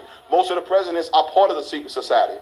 Most of the presidents are Freemasons, or if they're not Freemasons, they're part of the Skull and Bones. They're part of these secret societies. The Skull and Bones, y'all hear that? Y'all know the little. Do y'all be seeing the truck drivers with the Skull and Bones? Come on, man. You see the motorcycle drivers with the Skull and Bones, man. Them. Presidents are picked. They're not elected. That's the first thing that should blow. That's the first thing you gotta come face to face with. This is who showed me and taught me how presidents are not elected. They are selected. And he broke it down too. And I'm not sure if he broke it down on this specific sermon, but he talked about it in a lot of sermons. To mess with your understanding. They're not. How in the world is all the presidents can't have the same bloodline? Uh-oh, here you go. Obama's kin to Bush. They all got the same bloodline. Come on, man. He exposure. Every president just about had the same bloodline. The ones that didn't, like Kennedy, was killed, but the ones that did got the same bloodline. Come on, man. They killed Kennedy because he didn't have the same bloodline as them. All of U.S. presidents got the same bloodline. That's why they are selected, not elected. Oh, y'all don't want to see. You can't teach black folk nothing, man. Unless I'm up here with some music and some shake dances. It's hard to teach black folk anything. Are y'all understanding what I'm saying? They have the same bloodline. These bloodlines go back to these 13 families. Yep. We'll talk about that in a minute. So this is the reason why you may think Obama was black. They didn't get him because he's black. He's not black. His mama's white. His mama has the bloodline. His mama has the bloodline. That's why he was elected. If he was all black, he wouldn't have got elected. And if you notice that he's not all black, that's why he ain't doing nothing for your black butt. Ain't you? Ooh, I know what he really wanted to say. Your black ass. He ain't did nothing for. And to make matters worse, the ninja, so-called ninja, is from Chicago. Chicago. Ain't did nothing. Ain't did a damn thing. All he did was make everything right for the rainbow community. And to be honest, his wife ain't his wife. That's his husband. Stephen Darby exposed that as well, though. You know, that's not his wife. That's his husband. That's Michael, not Michelle. Figured it out. He ain't done nothing for you. Ain't done nothing for nobody. You know who he done something for? The people who he was talking about change. Who was he talking to? The gay folk. He wasn't talking to us. We can't get the bill through. He ain't talking to us. We can't get nothing. It's almost like the black community do not exist. But let a gay thing, guy come out gay, he gives him a phone call. Congratulations. What about the brothers in the hood? You ain't black. Woo! What did he say? He said, what about the brothers in the hood? Obama, you ain't black. Life is black, but he ain't no black. Come on, get off of that. He was chosen because he was groomed. He was groomed by these power elite. Yep. That's why that's why he has no birth certificate. He has no records of who he was. Nobody even know where he came from. He has no records. He said he went to one college. They keep trying to find out it's found out his birth. He said everybody was screaming, my president is black, that man ain't black. I remember when who was that? Young Jeezy came out with this song, my president is black. Man, I remember that. Yeah. Sleepy says he is telling nothing but the truth. I have been studying this off and on since I was 16 years. Man, that's what's up. 16 years old. Shit, I wish I had known when I was younger. I knew something was off though, for sure. Cause I wanted to know more about conspiracies. That's the thing. I used to always hear about conspiracy theories when I was like 15, 16, and I wanted to learn more about stuff. And I started learning at a young age, but I still wasn't fully woke all the way. I was interested though. Birth certificates for us, everything was wrong. Power elites did it because they owned the media, and the media just made us fall in love and just worship and fall down and all that stuff. And so we found out, if you really understood, if you didn't just go off the black thing, you knew that you looked at his record and realized, man, this guy got some wicked for. I had fully, you said you woke up when you was around 24, 25. I fully woke up all the way when I was 27. Yep. And I'm about to be 32 this year. So shout out to me. Philosophy, say, man, it ain't doing nothing for us. I said it. And it's going out. So you know I ain't going to hold it back. He say, I said it and it's going out too. All right, let's go. The mainstream media has actually reported that there is an agenda to create a global government, and it is being implemented by the secret society. So when you heard terms like they call it globalism, they're talking about the New World Order. Everything coming under one umbrella, everything being ruled by one party and then one person. Mm-hmm. They're trying to use the United Nations to rule everything, and then they're going to give all that power to one person, which is going to be the manifestation of the Antichrist. Are you understanding what I'm saying? So this is the reason why everything's becoming global. That's why all our jobs have been shipped overseas, and they're trying to really, you don't understand what they're doing to America. America was the only thing standing in the way of the New World Order. America, and it wasn't American politics, it was American Christians. See, the reason why Satan has to deceive us and get us into entertainment and cause us to be so focused on what Lil Wayne said and what the Grammys are doing, and we Christians supposed to be praying, but we focus on that because he knows if we ever wake up to the true agenda, we'll start praying. Prayer is what destroys the enemy's works. Okay. If the Bible says, if my people that I call by my name will humble themselves and pray, I'll hear from heaven, then I'll mess up Satan's plans. Yes. So he distracts Christians with fake Christians. Oh boy. Yep. He distracts Christians with fake Christians. The fake Christians who make real Christians come down off the mountain of Zion, come down into the valley with Cain. Oh, y'all ain't got time to talk about that. The fake Christians that go to church but don't live right. that don't live the word of God. The one that go, the one, I don't want to talk about this. The one that listen to Tamla Mann and Jill Scott, them the fake Christians. He uses them to bring, oh, y'all ain't hearing me. He You know, T.D. Jakes and, you know, Marvin Sapp and all of them. Them the fake Christians. Real talk. But anyway, you know, I didn't want to go all the way deep into the video. Y'all can go check the rest of the video out. We were 20 minutes in, by the way. The video is an hour and 26 minutes long. Like I said, check him out if you want to. His name is Stephen Darby Ministries on YouTube, and the title of this video is New World Order. We're gonna do one more video, and then we're gonna go ahead and end the stream.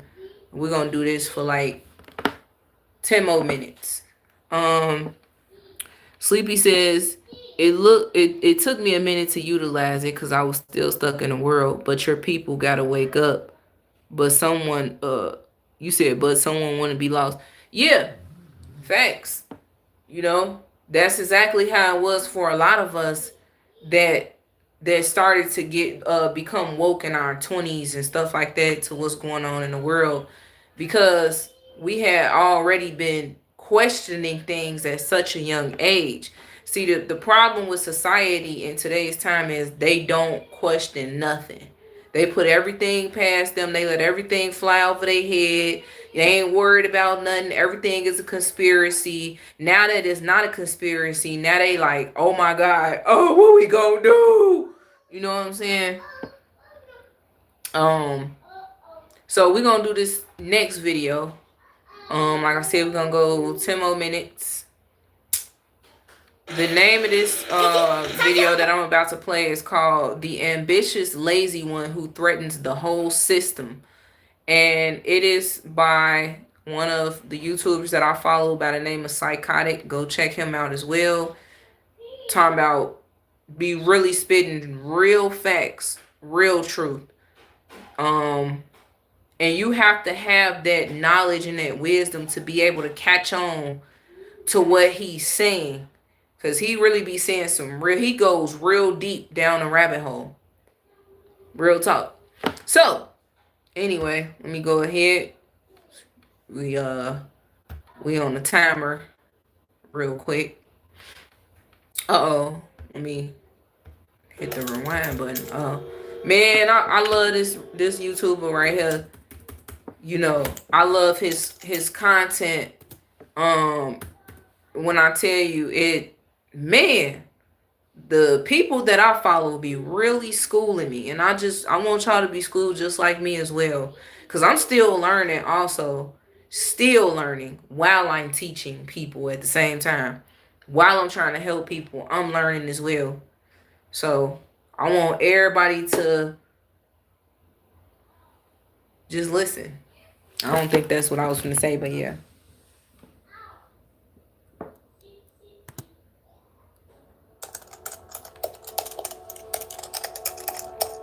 Laziness is humanity's greatest passion, even greater than power, sex, or anything else.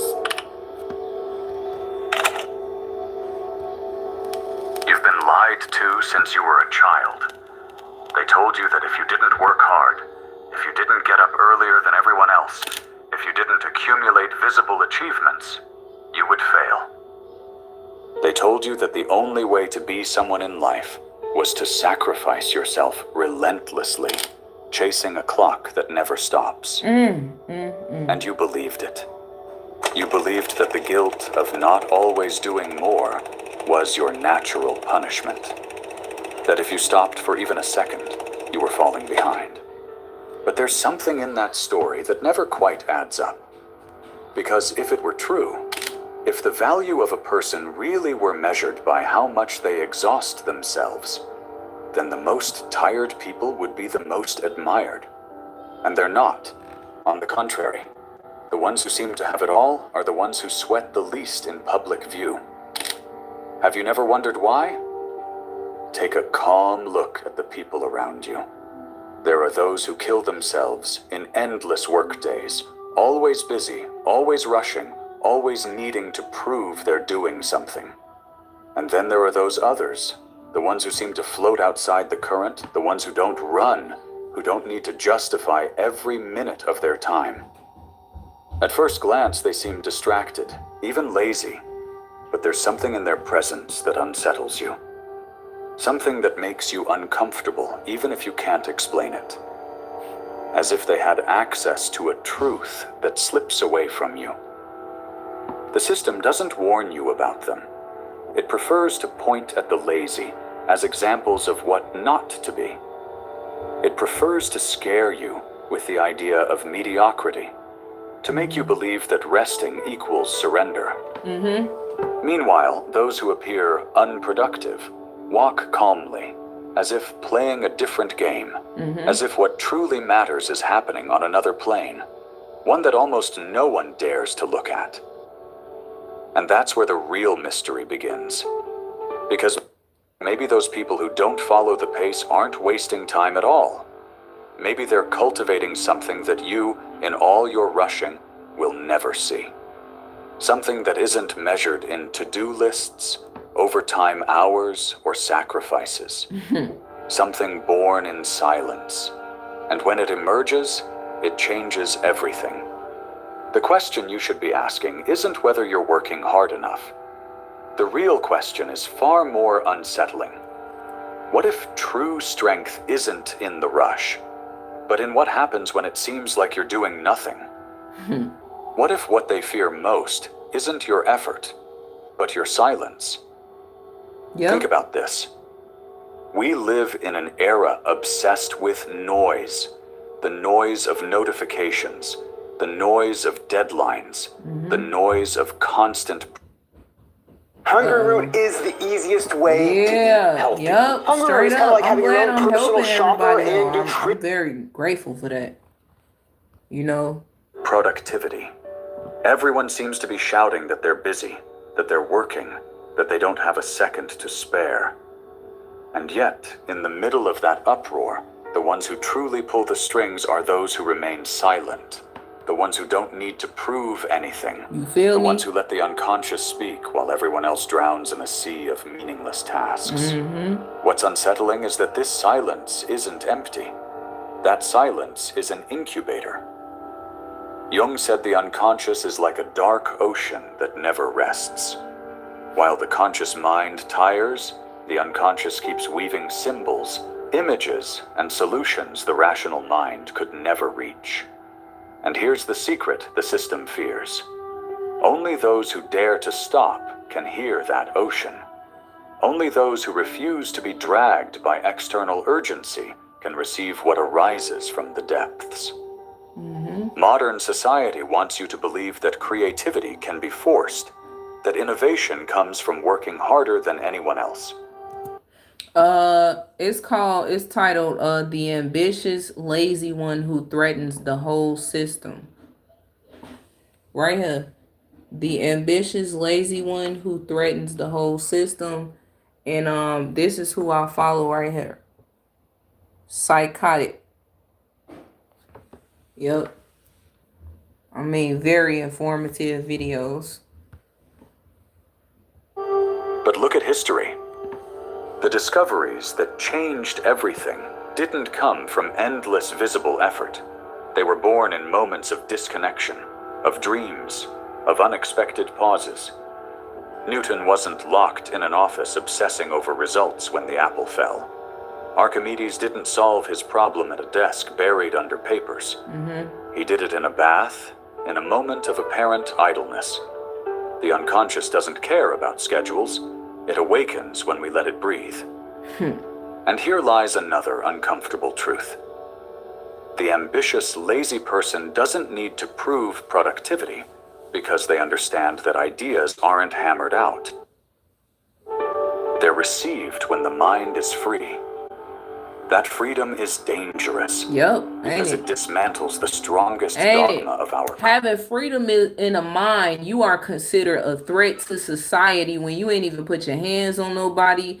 You ain't threatened nobody. You know, it's just that your silence is a threat. The fact that you don't have to prove nothing is a threat. That is a threat alone.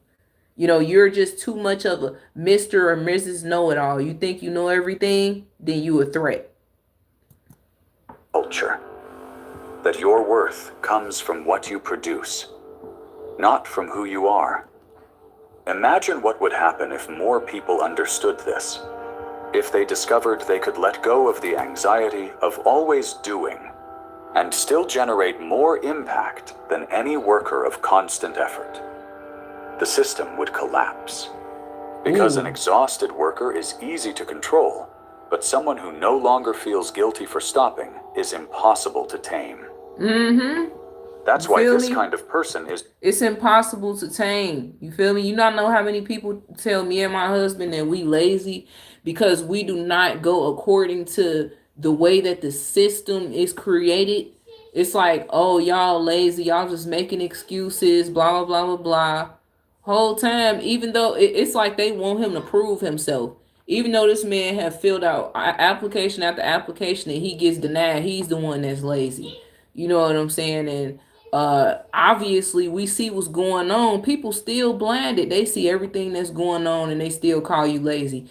Evidently, they're not hiring anybody because the unemployment rate is skyrocket high. Look at people, mass layoffs. Look at the government shutdown. Come on, man.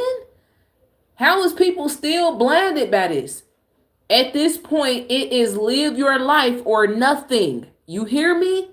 Live your life. Forget these jobs, man. You can only do so much, for real. You can't put a gun to somebody's head and make them force them to give you a job.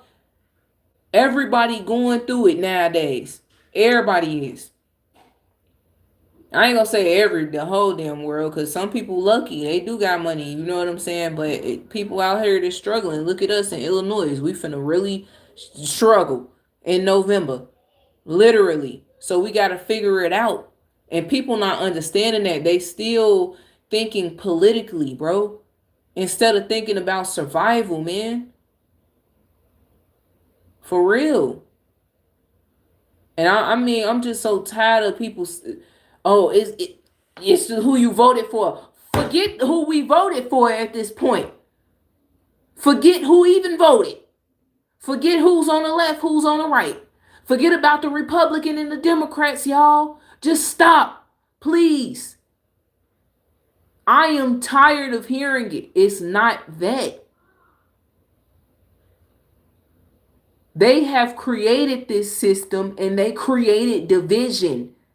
And now they shut the system down and they're going to bring it back up whenever the hell they feel like it. And it's the illusion. They want you to feel like nothing is shut down. Forget the government overall. You feel me? They created this system, y'all. They want you to live your life according to how they created it. They don't want you to live your life according to the way that the scriptures want us to. They don't want you to live your life right. They don't want you to walk righteously. Exactly. What did Stephen Darby just say? He said they know that once you start waking up and you start praying, that alone is enough power. The prayer. You said Republicans and Democrats are one in the same. Exactly. They all fall up underneath the same branch. Real talk. That was my alarm, y'all. They all fall up underneath the same branch. They all eat together. They laugh together. They ain't separated amongst one another. They put a facade on in front of the cameras and make it seem like they dislike each other and they're at odds with one another. But when I tell you, y'all, behind the scenes, they really enjoying this together because they are creating division. And that's all they trying to do. They get along with each other behind the scenes. The Republicans and Democrats, they do. They cool with each other. They go over each other's houses and they go into cookouts and all type of stuff, just living it up, going on vacation together. Meanwhile, they're happy and enjoying life and laughing at the fact that they were able to what? Mislead the people and divide them. And they are happy that they are able to continue to keep chaos going so that you can forget about yourself, so that you can forget about God, so that you won't pray, because they need you to live your life according to the way that they created the system. They don't want you to do it God's way, because they are Satanists. They are the demons. They are the devil. The system is the devil, bro. Come on, man. The system is the devil. The system don't love you. It wants you. It wants you to sell your soul to it. And y'all do be selling y'all soul. Y'all would give y'all life for these jobs, man. And it's sad. It's sad. It's a crying shame. And I really hope that this whole entire 3-hour and 35-minute live stream has woke up somebody or some people for real. Because y'all need to see and understand that this is all a game. All it is, y'all, all in all, you want to know the whole thing, all in all, all in a nutshell. You know, I'm going to just say this real quick. Live your life. Stop worrying about how your bills going to be paid. Cut it out. Just stop it. Stop worrying. That's the thing. You worry too much. Don't worry about your bills. Don't worry about how much money you don't have. Don't worry about how you might get laid off. Just prepare yourself. That's all. Preparation, survival, and getting close to God, and breaking generational curses, and living right, and being right, and putting that pride away, and accepting things, and acknowledging your wrongs. Okay? Forget the system. That is the devil. The devil want to keep your mind wandering, and that's what the system does. Keeps your mind going, keeps your mind wandering. Real talk. I'm going to let this play for like 2 more minutes, all right? So disconcerting. While most measure their worth by the visibility of their sacrifice, they move like ghosts, invisible, showing nothing, until suddenly they show everything. And what they reveal isn't just another small achievement, but a revelation that transforms the way we think, create, or live. The mystery is that the ambitious, lazy person isn't a slave to urgency, but neither are they a conformist. Their apparent passivity is a disguise. Beneath that calm, something is brewing, something that escapes the logic of linear productivity. And when they decide to act, no one can anticipate it. Yeah, man. Yeah, y'all gotta stop worrying. Stop worrying. That unpredictability makes them subversive, a threat to the order precisely because they cannot be captured by it. So ask yourself, what would happen if, instead of keeping on running, you started listening to your own silence? What would happen if, instead of surrendering to external noise, you trusted that your unconscious has more power than you imagine? Because there, in that hidden space you fear so much, lie the seeds of everything that could change your life. Do you want me to keep expanding from here into an even darker and more psychological layer, exploring how guilt over resting has become a mechanism of control as strong as any chain? Guilt, that word that seems harmless but has become the most effective weapon for keeping us chained. No guard is needed, no whip, not even an order. All it takes is for you to feel remorse every time you rest, to feel anxiety every time you don't produce. That inner voice whispering that you're wasting time, that you should be doing more, that we're gonna stop right there. That you should be, let me guess, I ain't never seen this video either, because he got so many of them. Man, so many amazing videos. But yeah, you know, it's time to, at this point, it's time to wake up. It's literally time to stop playing and wake up. All that's going on is they're showing us how they are trying to reset the system What's up, Millie? You came in pretty late. We actually about to get ready and end it right now because we've been on here for 3 hours and 40 minutes. But yeah, it's time to, it's time to prep and survive. Preparation and survival. And make sure y'all got everything y'all need. I ain't gonna lie to y'all. When y'all go to Stephen Darby Ministries, he actually did a video on survival. What is the name of it? Because he did a whole video on what to have when it's that time. Remember when he said that they just want to militarize the streets pretty much? It's going to get to a point where it's real survival. And he had a survival workshop where he was breaking it down to the people on what they need. He had them bring pens and paper to write everything down. This man literally, he did the thing, man, before he passed away. He gave out all the much needed info. So y'all go check it out. I think it's called the Survival Workshop or something. Stephen Darby Ministries, and he went in. He basically told everybody everything that they needed in these times, which is first aid kits, people that got, you got that peer, you know what I'm saying? Because you're going to need that too. You're going to need knives. And I'm talking about, for survival. All of that. Lighters. Yep. All of that. All of that. We need lighters, matches. Forget about your phone. Forget about your phone at this point because people keep, what about my phone? Don't worry about that phone. Forget it. We need some walkie-talkies. That's another one. First aid kits, most important, all of that. Because it's finna get to that point. Y'all see what's going on. Don't think, oh, no, it's just the Mexicans. See, that's what y'all think. That's the thing. It's getting real right now. But, you said, yeah. Miley, you got to replay. Everybody that came through, I appreciate everybody for engaging. Appreciate y'all. I'm about to go ahead and get up out for here. Y'all can replay this live stream if you want, but make sure you go check those two content creators out. Psychotic is one of them, and Stephen Darby Ministries. They are the truth, literally. I appreciate everybody in y'all time.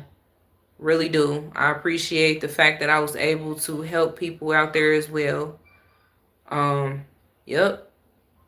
Like I said, just stay on high alert, y'all. Stay on high alert.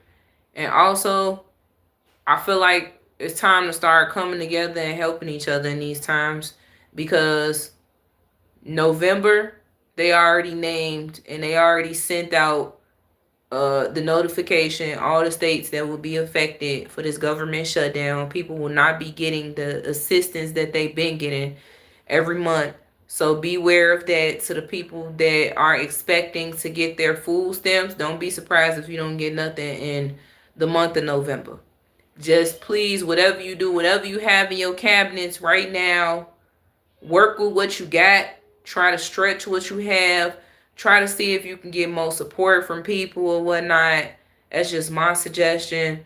We should not be selfish to each other in these times, for sure. Real talk. They definitely want the whole world to suffer at this point. It ain't just about your skin complexion and where you came from and who you are and none of that, man. Everybody finna suffer. Literally. Mr. Kane says, great stream, and yes, unity is the only thing that can change. Yep, unity is the only thing that can change these times. Real talk. They say black unity, man. What y'all gonna do now? What are we gonna do now? Are we gonna keep the generational curses going?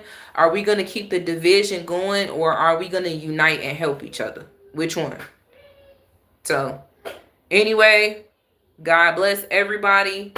And I got another stream coming tomorrow. Make sure y'all tune in between the hours of, always gonna be between 2:45 My bad. 1:45 and 2:45. Sometimes I get on late, depending on the latest I get on is like 3 o'clock, 3:45 Central Time, y'all. So just stay tuned and be alert between 1:45 and 3:45. I always have a stream that I'm gonna do. Yes, Pink. I appreciate you saying that. Go stock up and share. Agree. It is a war. Yep, it's a war. It's a war going on. Real talk. What's the name of that song? That's gonna be the exiting song. Hubby.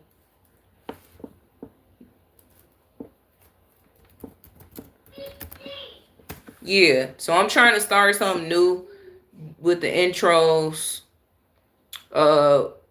Music. Oh, you said it's called War. I think I got it. Yep, I got it.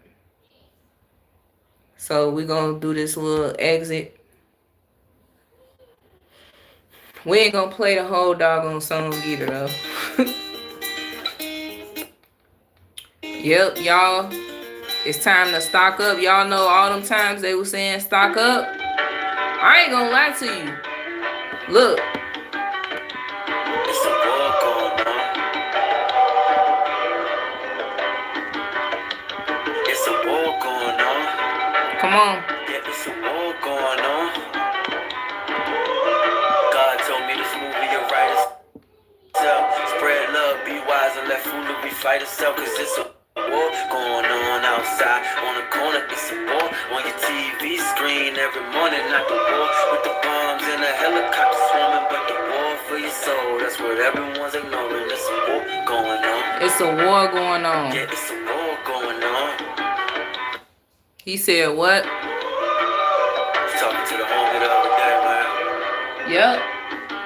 And what he say? He said, I'ma pump this fucking cane, hug this block, tuck this fucking block. All you suckers lame. This my spot, this my fucking spot. You know what I rap? I go deeper, made my way up from a kilo on that step, felt the death. Yeah, I mean the death. Let that pistol talk. You say truth, me speaking no English. Bitch, go get some heart. Fuck the law, nigga, fuck the law. They can see me too. Fuck a school and a teacher too. They know teach the truth. What's a pops? Never had a pop. Let that ratchet pop. I'm too real. Gave a fiend a pill for a magnum box. Man, fuck we got. Fuck we really got. But this gutter shit. All my niggas hug they stripping. All my bitches love to strip. So suck a dick. I got kids and a baby mama too. Yeah, she broke my fucking nerves like a baby mama do. I be stressed. I be It's a war going on, y'all. It's time to come together, y'all. Cause you just smile like everything is fine. Hope it's fun. I'm When telling I grab you. my gun, come take your life and mine. Suicide, yeah, We suicide. living in those times. Fuck your right or wrong, the shit that I've been on is do or die. If I do, I die. If I don't, I die. That's suicide. Got the devil with a gun against my brain like choosing side. Cause it's a war going on. He said you know nothing about that. You thought I didn't. It's a war going on. I be listening to your music. It's a war on your TV screen every morning, not the war with the bombs and the helicopter swarming, but the war for your soul. That's what everyone's ignoring. It's What a he war say? going on. Ooh. TV screen every morning, not the war with the bombs and the helicopter swarming, but the war for your soul. That's what everyone's ignoring. It's a He said not the bombs and the helicopter swarming. It's a war going on. It's a war for your soul. And everybody's ignoring that. Everybody's ignoring that. See, the system is such demonic that it wants you, bro. It wants your soul. I'm telling you. And people are selling their souls to the system. They selling their souls. You selling your soul when you think everything is political. You selling your soul when you out here protesting. You selling your soul when you would put your life on the line for your job and you would do whatever it is to keep your job. You love your job. You ain't gonna let it go. You know? war going on. It's a war going on. God told me this movie will write itself. Spread love, be wise, and let foolery fight itself. Cause it's